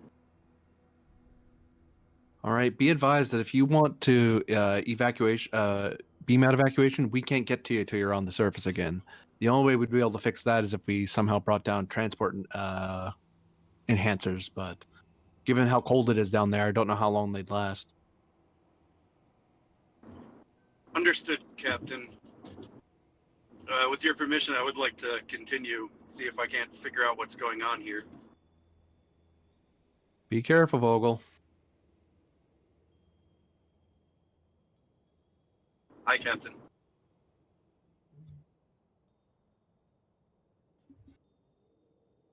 Tenchi out.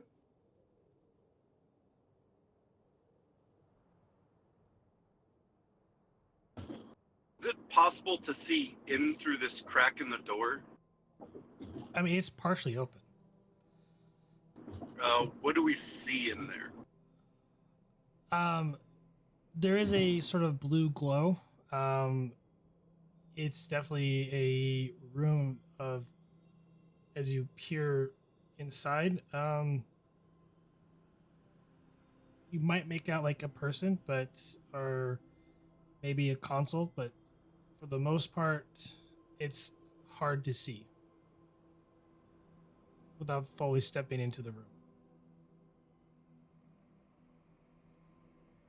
I think all the information is going to be in there, because if they're running some type of experiment, there might be a computer or something in there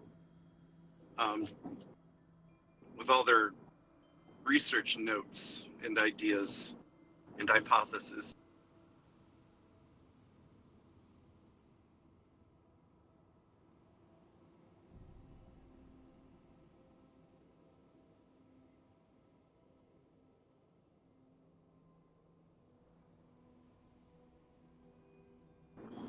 Sarissa, help me with these doors. Yes, here. And she'll go up and... Actually, 1 second before that, going to check, see if I can find any sort of text on the front of the door. Even if I need to try and brush it clear first. Because if we can see what's the label on the door, might say if there's a label, that might be useful. We haven't translated their language yet. Yeah. You haven't collected enough data. So Sarissa probably goes to do that before someone's like, we can't read it anyway. She's like, oh. You do that, and you see a language, you see wording on the doors, and you're like, okay, and can't read it. Is there any symbols? It looks like chicken scratches to you. Hey, now. Is there any symbols? Because there's the off chance that they might have used a symbol that is kind of universal for something. It's not exactly a common chance, but it might be there.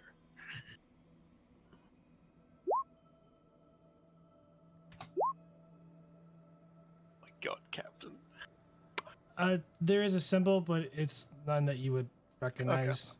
Okay. Then I'll just go to push the door open with Vogel instead. I would say it's like a sphere, with sort of a ring around the sphere. Okay. It's like, it looks like, could be a planet, a gas giant planet. Yeah. Symbol. It could be Saturn. Yeah, it could be anything. Okay. You know what I was getting at, though. I do, and I watched something on there like, these symbols, if we were to go away, will probably mean nothing to the person who looks at it. Hmm. Except maybe like the skull and the crossbones. Maybe. Anyway, yeah, I'll push open the fitness security again, right? The doors actually open pretty easily, and yeah, the door is actually open. It's cracked. Oh. But doctor, you realize that as you're scanning, the reason why you're getting a fancy reading is because these individuals are indeed alive and they're trapped in sort of a temporal state where time for them um, moves extremely slowly, and which is part of the reason why the signal is very faint, because you're detecting that slow motion.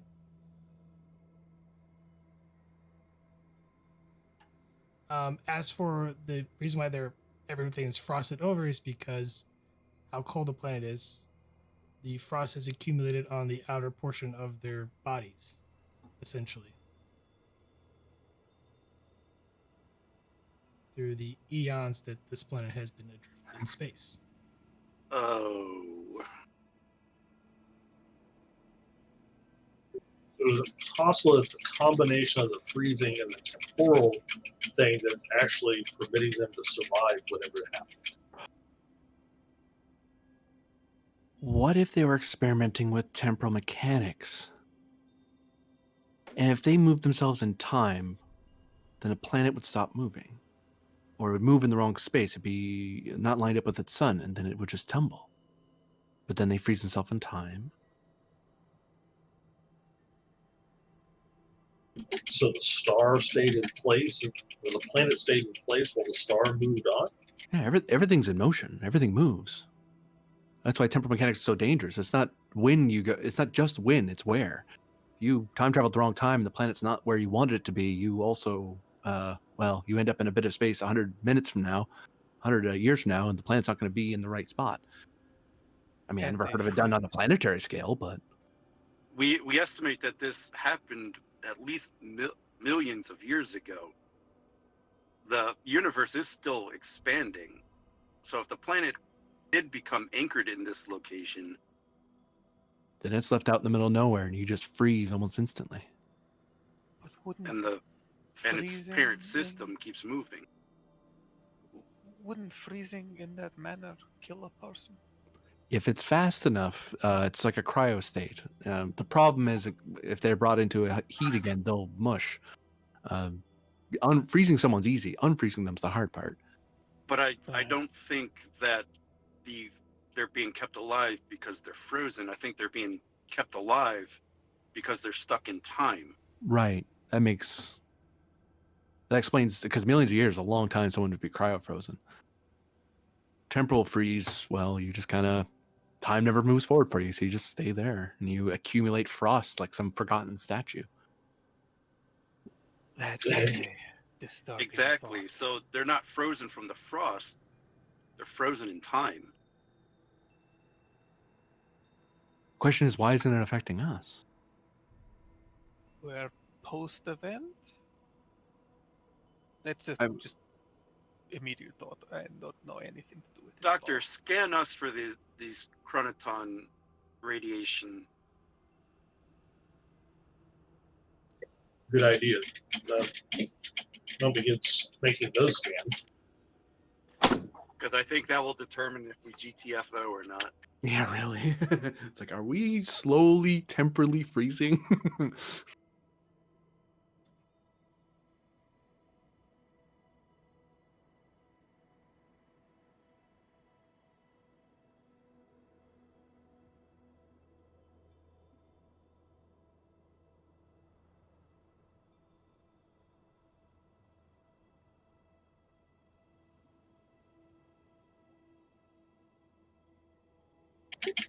Lieutenant, we seem to be unaffected by the chronotons.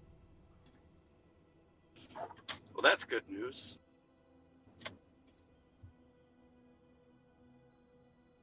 But this is going to complicate rescuing these people if the captain allows us to. Because it's a mixture of the. I mean, they're frozen because of the temperature. I think the temporal displacement made it possible for them to survive. But General Order 1 may prevent us from being able to help these people. It's up to the captain. And they're technologically adept for sure to be able to attempt this in the first place. No, it's not exactly like anyone with rocks can do it. Or they found it, maybe? Would that Well, be possible? at the very least, let's see if we could find a computer terminal on here, or at least research notes, so we can see what they were researching, Okay. and see if there's a way we can help them. But I agree. I think the Prime Directive might be at play here. So you enter the room. Inside the room, as you open the doors, you see the blue glow from this. Sorry, I misspoke. I don't know why I said that. Blue glow from this large sphere that is approximately 10 meters in diameter. You see several what appears to be scientists.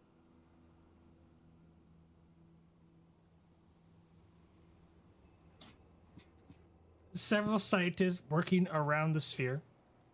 Wires jettisoned from the sphere towards several consoles in the room. Vogel, you kind of notice that the consoles are not. It appears to be displays and very much push button like mechanics. And each of the consoles has individuals hovering over them, looking down at the consoles.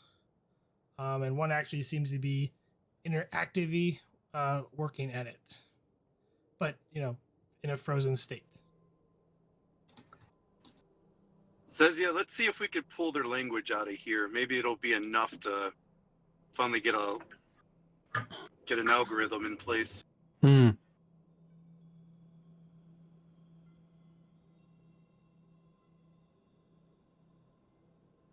Well, crewman here's hoping you can get a better grab at one of the computers in here. Agreed. Oh boy. We like making things easy on away missions, crewman. Yeah. Help you warm up.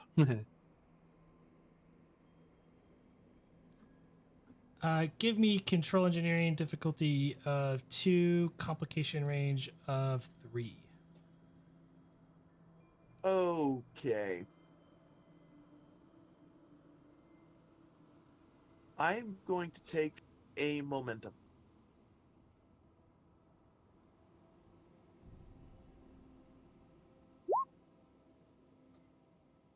Well,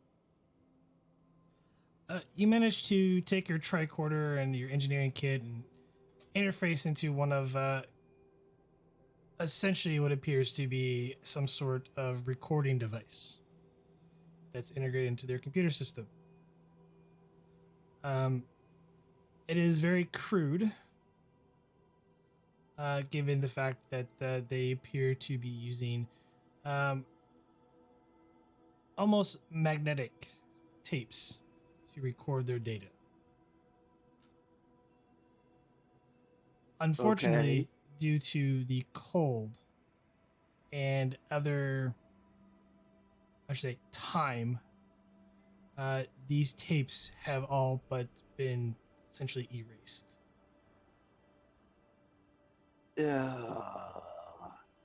so yeah, you'll hear Vori just basically go, oh boy. Got something to report, crewman?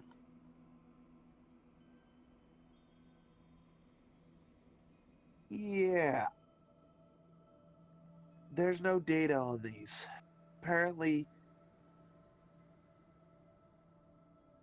just from a engineering standpoint, I think the elements have caused these devices to be effectively erased.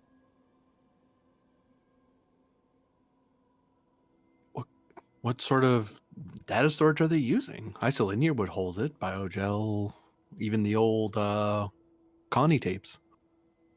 Magnetic. What? Magnetic? Yep. Right. Early civilizations used magnetic tapes and early information. Okay. Vogel, I'm not sure if they use primarily magnetic sources. I don't know. We can get any data from their computers. Even in their salts, even their hard drives might be of a similar state. Unless we Were got you able something to back to the pull? ship. Were you able to pull any information off of the screens? The screens are blank. Oh, there. Okay. Yeah. Ooh, check if there's any burn-in. Maybe something was burned into the screens while they were left sitting there for all this time.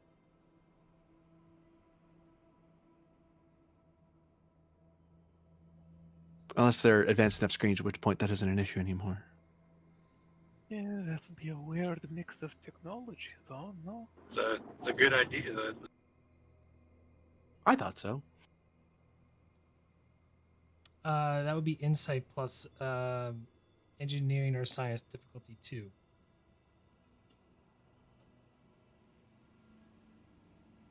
We're making you give us something, Brett. No, I didn't think about it when I wrote it. Like that makes sense. Totally makes sense. I'm Lenara's going to take gonna- another momentum. Okay. Can Lenara help him with this, with science? Sure.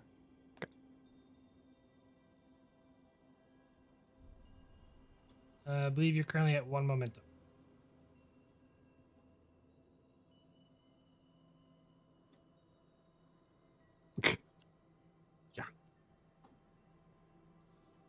Yeah.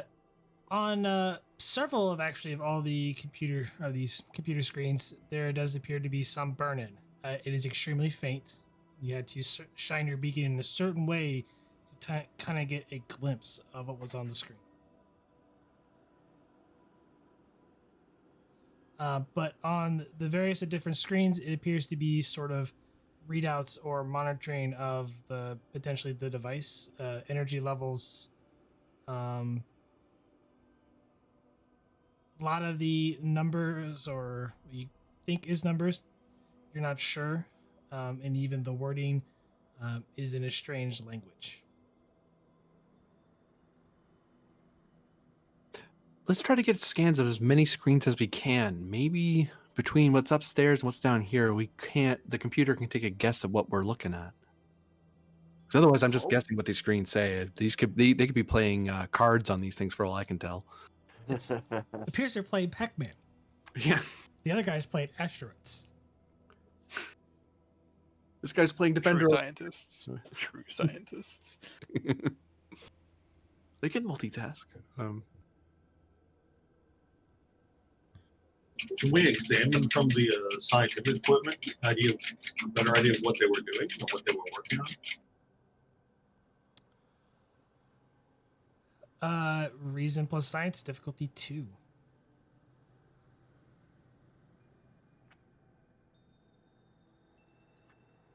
Hey, I'll spend that on that.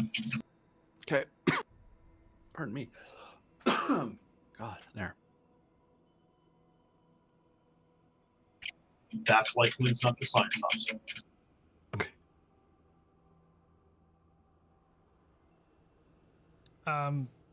Unfortunately, Doctor, you can't make heads or tail of what they're using it for. The equipment, like you find things like in you, what the crew member was talking about earlier about magnetic tapes, you find these big reels on this giant box and kind of try to open up one up and you see glass tubes inside of it. It's hard to make heads or tails of what some of these instruments do.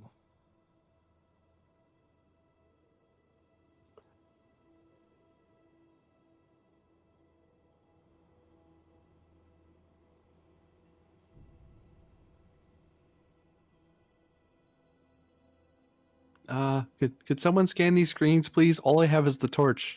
Doctor still has my tricorder. Yeah, I'll just hand you my tricorder. Oh, you sure, Sarah? You're the language expert.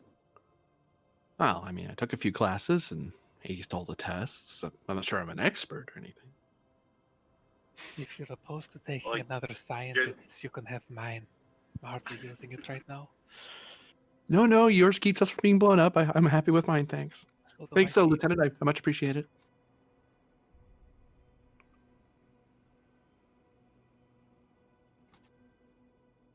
So Zessia is going to scan them and upload them up to the ship.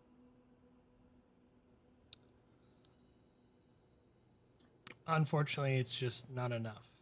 No, I need a bigger sample size. I don't have enough information. It's either and actually, to make things worse, this is all probably technical language, so the computer's probably struggling to understand what it's looking at anyway. Any suggestions?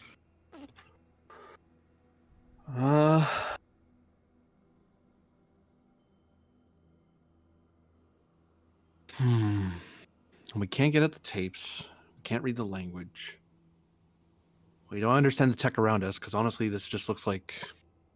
It's amazing they got temporal technology with vacuum tubes and magnetic tapes. That's amazing they pulled that off. And the energy's still here.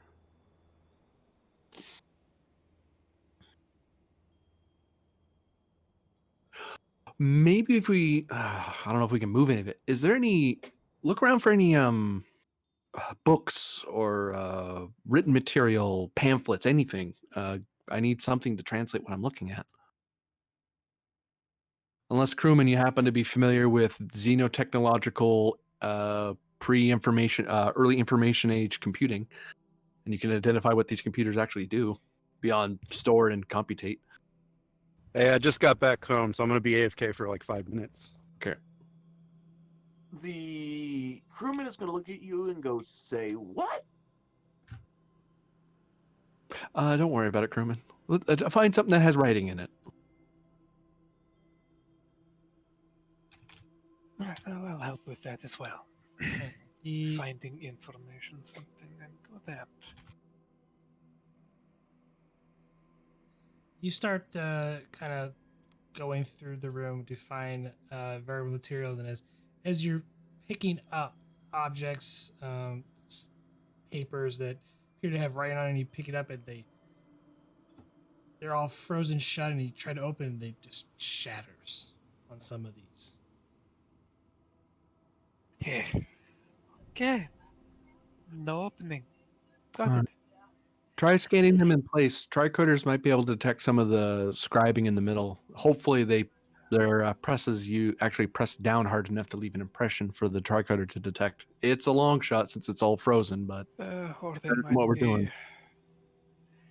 from a different kind of printing technology that left imprints. We'll find out. Yeah, that's true. She'll do that. Like, yes.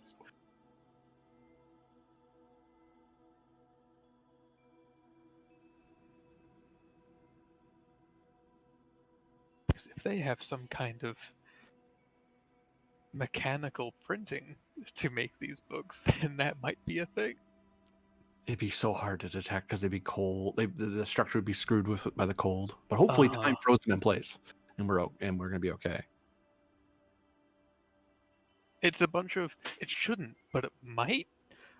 We'll never know till we try. Yeah.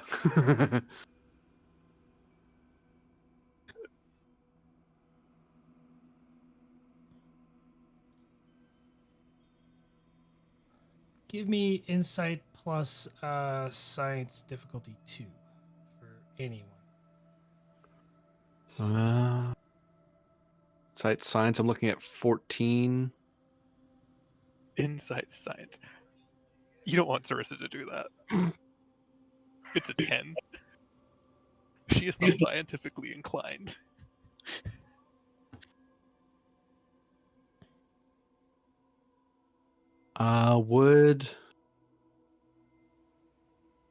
Would cultural studies apply?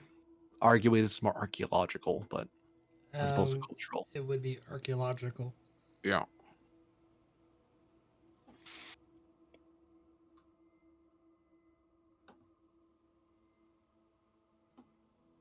Mm.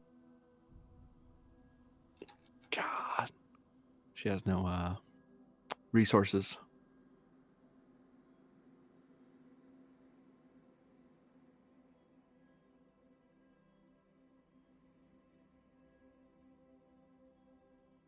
What's the difficulty again?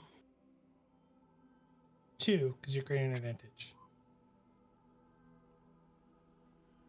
I'll give you a momentum. You need a threat? Oh, sorry. Threat. Yep.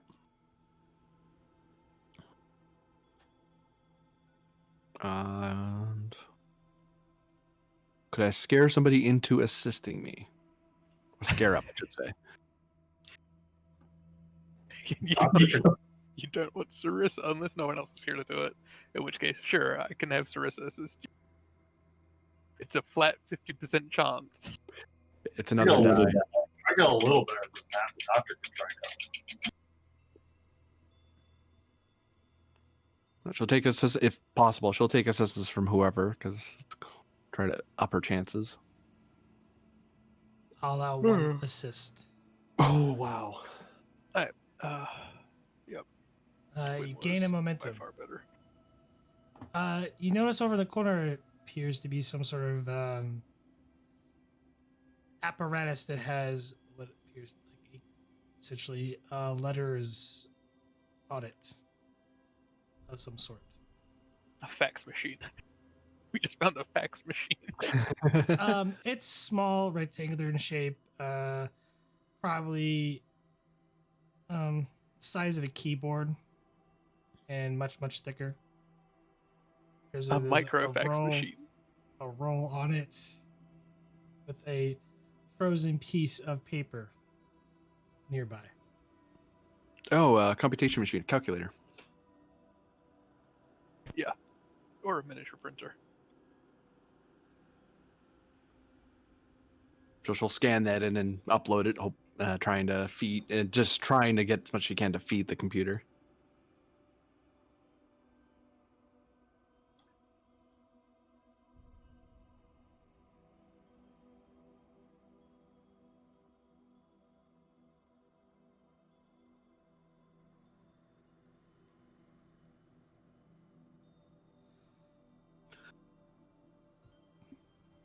The universal translator is able to start getting some of the base language out of it. Okay, now see if I can FYI, puzzle. out of game, you found a typewriter. Aha. Um.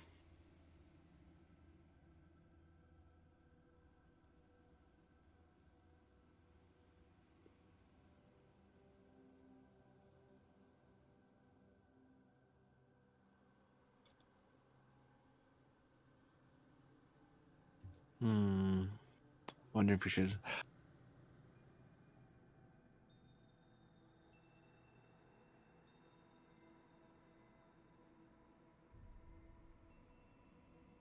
wish to try to translate the writing on the door, or Yeah, I'm just thinking who's the better role for it, because I could get a Thatton to do it too, because he has linguistics. I'm going to tell you that the tricorder is going to translate it for you. Yeah. Since you have, I think she has a better role anyway. Yeah, way better role. All right. She's gonna try to read.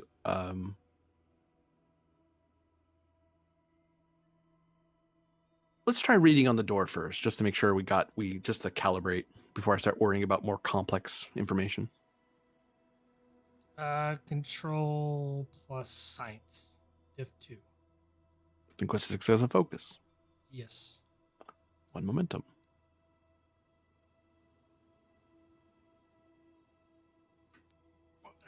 The momentum back.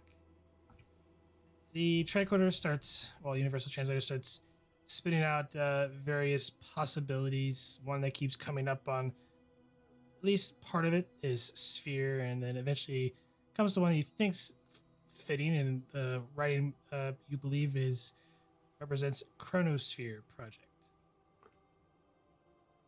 Chronosphere project. Temporal time sphere. Time sphere? She shrugs. Tracks. I think I got it dialed in. I might be able to try the computers now. Well, anything helps. Unless it's, a million-year-old warning that's too late. In that case, it helps for posterity.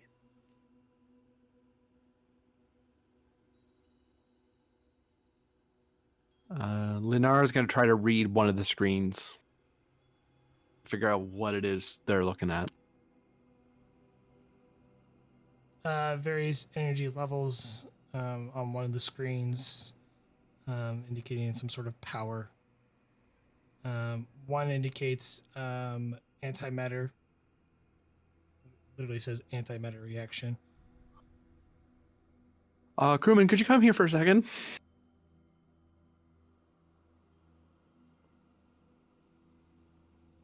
Of course. What do you need?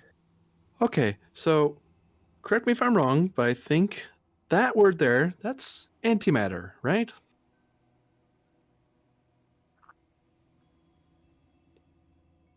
Yeah. Yeah. She looks at the glowing sphere ahead of them. Are we? Prob.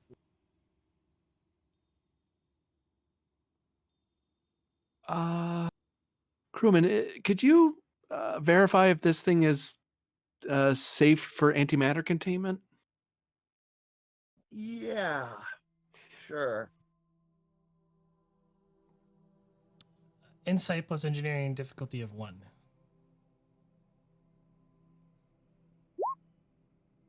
Well, I got it.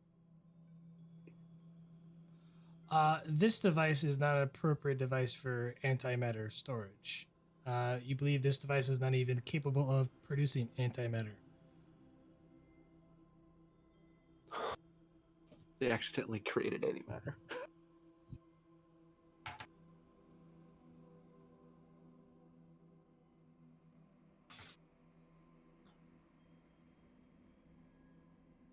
Wait, no, because they have a reading for it, so they know that they were looking at antimatter.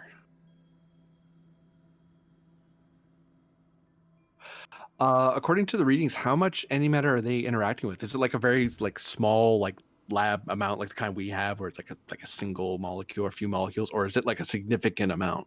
It's a significant amount. Cool. That's great. That's wonderful. That's It's awesome. enough that they could have destroyed their entire planet if they wanted to. How sturdy is that containment? Not. I think the only reason it hasn't exploded is because it's temporarily frozen. So anything we did, if we could do anything to help these people, would doom these people. We'd need to create containment or somehow cease the reaction. So does the Prime Directive apply to a completely frozen people? Because if we leave them, then they don't develop at all. That's. That's. I mean. And then we leave an antimatter bomb, essentially, in the middle of nowhere. Depending on the captain's call, he may.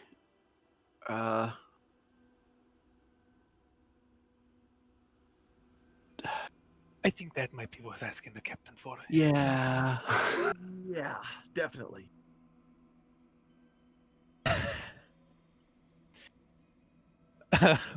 Look at Vogel like, do you want to do it or should I? Vogel to Tenshi. Captain here. I think some of the members of my away team found something, Captain. And from their expressions, it's not good. And then I'll kind of nod to them to give the report. Because I think I missed half of it. Well, basically, Captain, we found it looks like these people were doing some sort of temporal research in this chronosphere, time sphere. Now, that normally is a problem in itself. The real problem is that they seem to be working with antimatter. And according to the crewmen here, they don't have proper containment. And there's enough antimatter here that if it loses containment, contacts matter, we're looking at a planetary destruction event. Is that about right, crewman? I'm not being alarmist here or anything, am I? No, that's about right. Yeah. So then there's the ethical question of if this is a prime directive violation to interact or stop this event, or if we should even do anything. I mean, theoretically, we could try to create containment or possibly cease the reaction, but yeah, that's about it, I think.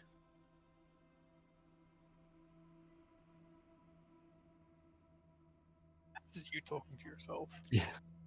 There is literal science on the other end of the captain processing because his science is lower than hers. Okay.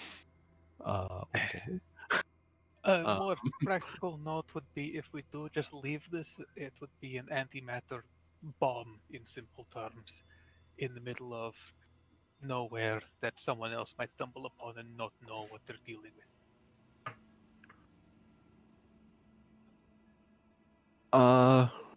All right. Vogel, from your examination of the planet, would you estimate this planet is of a warp-capable civilization? I've seen no evidence of them possessing such technology. Most of their technology seems to be pretty ancient.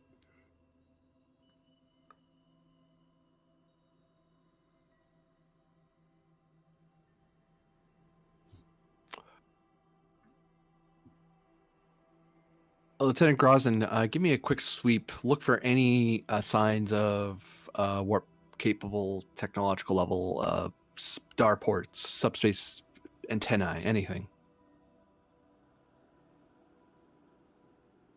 I do not detect anything on sensors. I am detecting base, let's see, aircraft. Is that aircraft? Why would they use propellers? Raises an eyebrow. Oh, right. That's how people used to fly.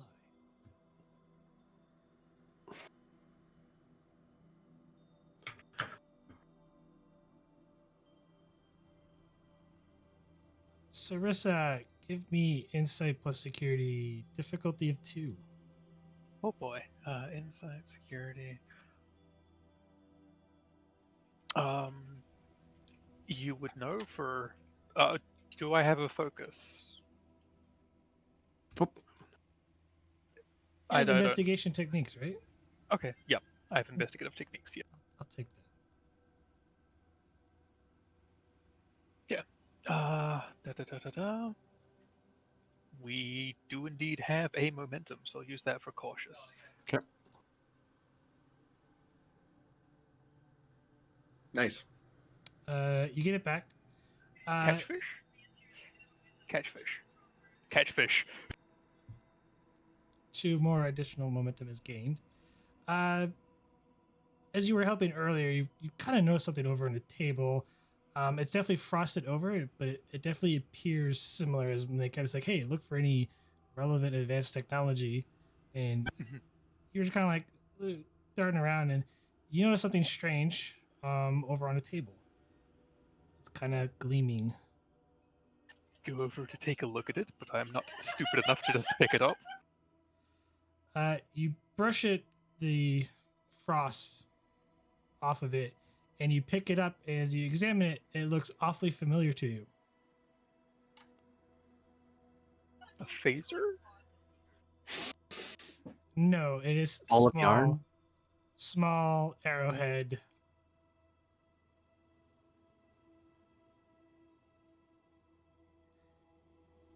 A delta, even?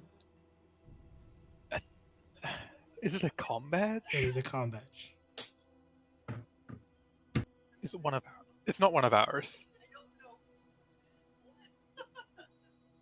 But it's. Have we? Now that I'm looking at this one, did I see these on the uniforms of the guys outside? No.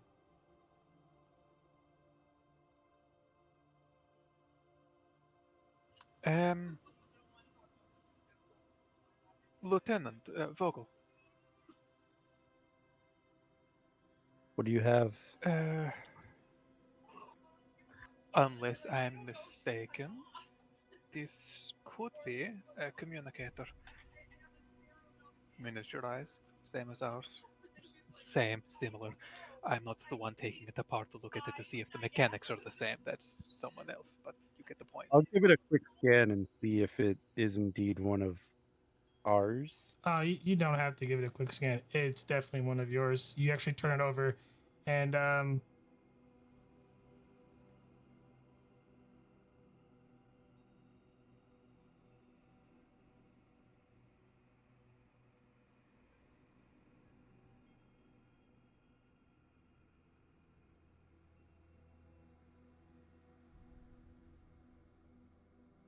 wrong person. Ignore that, doctor.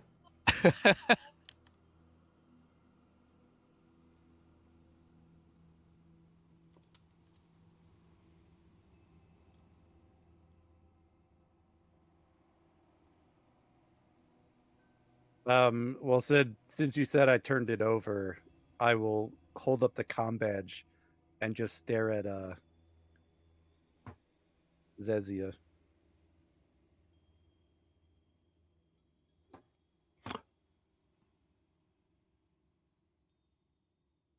What is it, Sarah? I will. I'm gonna hand it to her. Check the ID. Could I have a message stored in it, perhaps?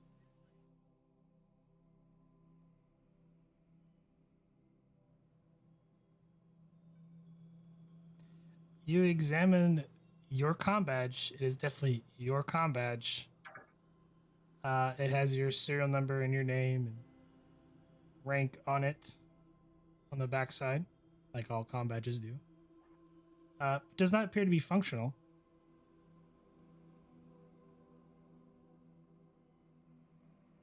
Well, I can tell you right now, I haven't time traveled anytime recently. Not that we know of. Lieutenant. It might be time for us to get out of here. I could make a joke with that, but I'm not going to. Captain 208 team. Go ahead, Captain. Yeah. We can't leave an antimatter detonation threat. So I want to get some plans drawn up to have that collapsed and otherwise disabled. If we need to send down some field emitters or something to de-escalate the interaction, then we'll do that. Or somehow beam it into a safer space. Captain, right now, there is another problem we have. We searched around the lab here, around the anomaly, and we located one of our comm badges that appears to have been here the entire time. does it coincide with the rest of the environment? Is it the same? Is it carbon dated the same? GM, I'm assuming yes. Yeah. That is correct, Captain. Stamp. Is there a unique material in Starfleet comm badges? Oh yeah. On that note, Captain, if you could, from the Tenshi, get a scan of the planet and see if there's any others. If there's one, and there's several of us down here, I might assume something. There might be others around, potentially other comm badges that are not on us. Oh no. Grosden, give me a scan. Look for any Federation tech.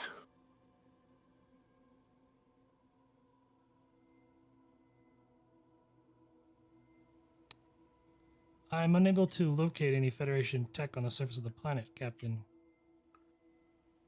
But it's entirely possible that if it's deep enough in the ground, your sensors don't. Oh no, you can see the away team from here. You just can't get a lock on them. So if it's, can you detect their comm badge? Now that I say that, the one Sure. they are holding. While that conversation is going on, I'm gonna ask the doctor to search for our life sign. Oh, the doctor detects your life signs. You're Not- fine. I know, not ours, but duplicate.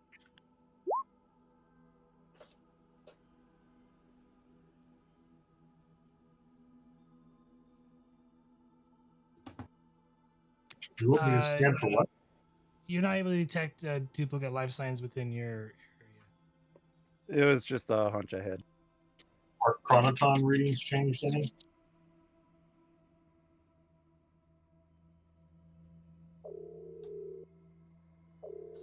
Your tricorder starts emitting environmental hazard warnings. A loud humming noise coming from the machine that you're near. I think we need to leave. Agreed. Concur. Let's go. Time to go. As you start leaving the room, a intense pulse you could feel and knocks you to the ground. Still on comms with the ship as well. Yep. You've seen. Go down one momentum. Back to the future.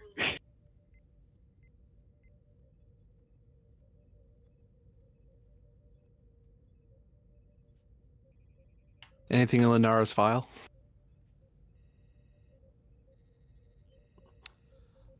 Captain, as you're on the bridge and you're talking to the wave team, you suddenly lose communications.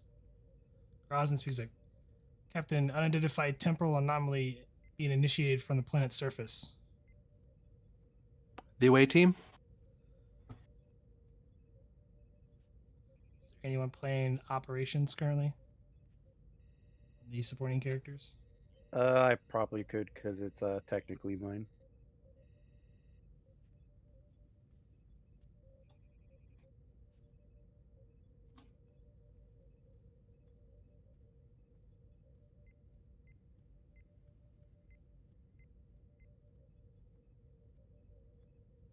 I lost their signal, Captain. Helm, back us off. Full impulse. Yo alert. Daring Con, difficulty of 2. This is by the ship's engines plus con. Who's flying to lock? What was the attribute Daring Con, because and difficulty? 2. 2, huh?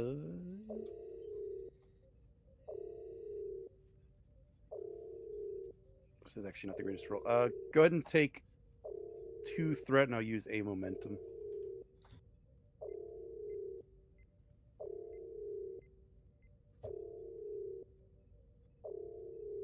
I needed all of them. 2 momentum gained. The ship impulses away as there was a pulse that engulfs the planet's surface and then fades away. Grosnan. I want to know where that went. Seems the temporal anomaly just encompassed the entire planet and then faded. Lieutenant Grosnan, I am quite aware of that.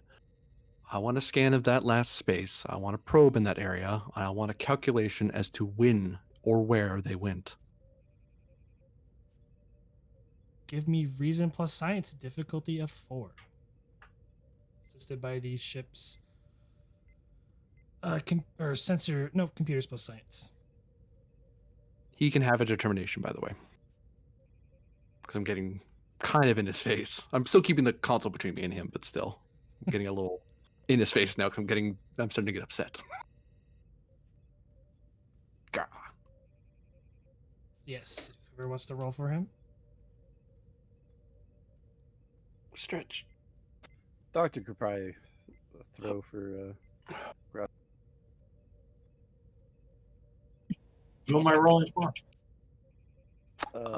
Grozin. Grosden under science. Reason plus science, difficulty of 4.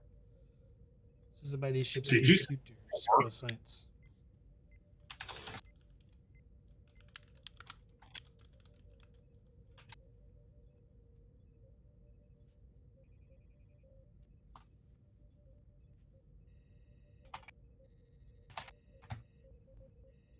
Okay, I'm going to spend that determination and give you a threat too, or take the momentum. I will allow the determination spend under mission directive because there are mission directives for away team protocols. Yeah, that's what I was hoping. Phew.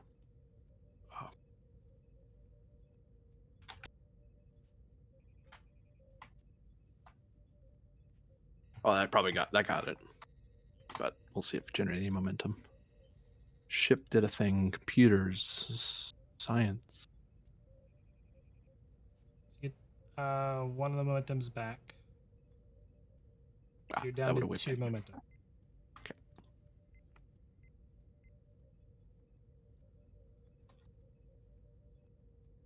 I'll send it to you, Doctor.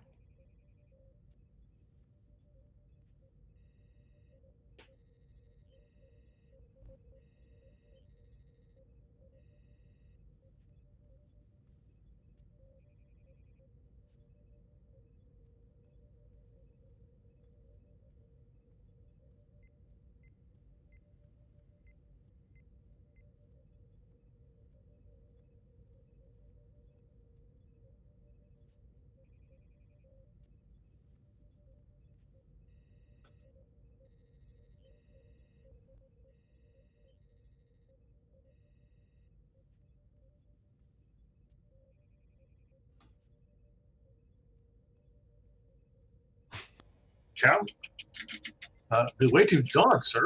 The temporal wait, they're 5 million years in the past, sir.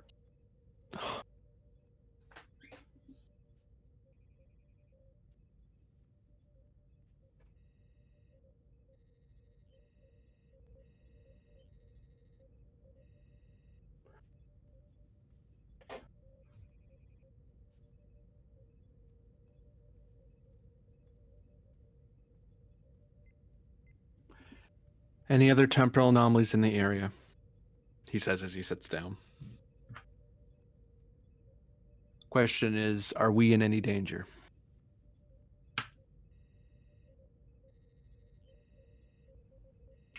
Yes, sir. No danger to the ship. No other anomalies in the area.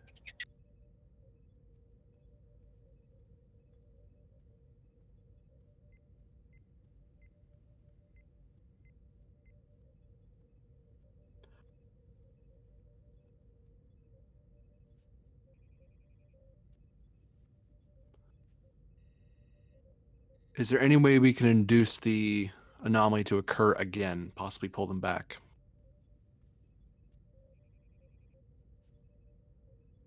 I'm open to options. Anybody. He looks around. Unknown, sir. Without knowing the scientific and the engineering behind the equipment that the away team found down there, I would have no idea how to. All right. I want you to assemble a research team to look into examining whatever the sensor data, that the tricorder data they gave us, and look into it. It won't be. Just see what you can find out. In the meantime, security, launch a probe to this location. Khan, to monitor. Khan, I want you to do a perimeter flyby of this area and I want to drop some warning buoys to indicate a possible temporal hazard. Ops, get me Admiral Nia. Priority 2. Aye, Captain.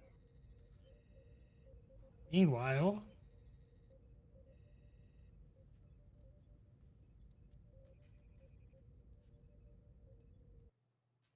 sound effects.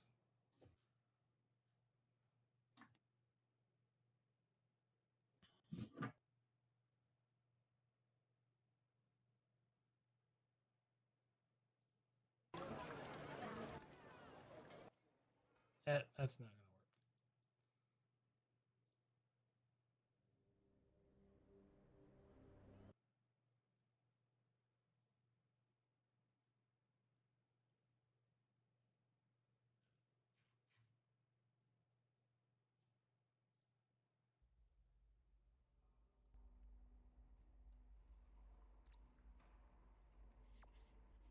I guess that's right. As you guys, as the away team, as you're trying to exit the door in your cold gear and feel the shockwave pass through your bodies, and you're knocked down to the floor. You no longer feel the cold sensation across your face, and things get a little bit warmer. And as you look around, you notice things are much brighter. And as you kind of get your bearings, you notice that the aliens are staring at you. Two guards at the door come up and point their weapons down at you, speaking a language you do not understand. Oh, please tell me the tricorder's working for this. I'm reading. Just give me a second. It's hard to translate on the fly. As you're translating on the fly, they're literally telling you, don't move. Stay where you are. Don't move. Stay where you are. I could have guessed that. Thanks, Tricorder. Okay, well. One of the person in a lab coat walks up and he motions his glasses like almost in an inquisitive manner, speaking in a language you don't understand as he appears to be examining you. Better not pull my tail.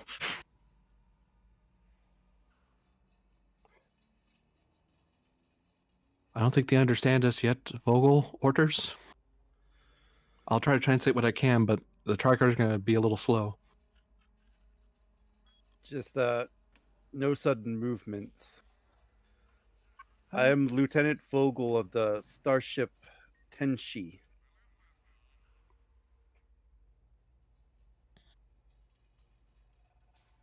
I'll wait for them to respond if possible.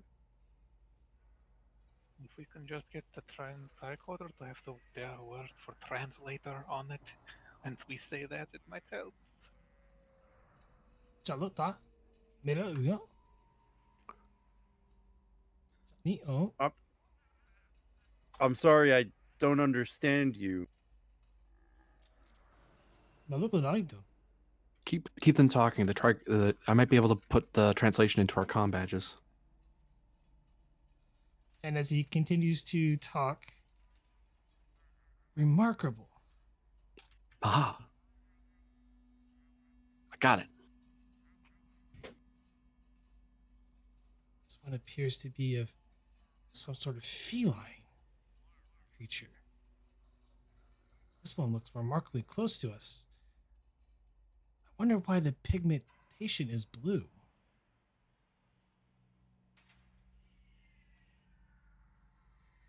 And down the hall, you hear the sounds of footsteps as more armed guards come rushing down.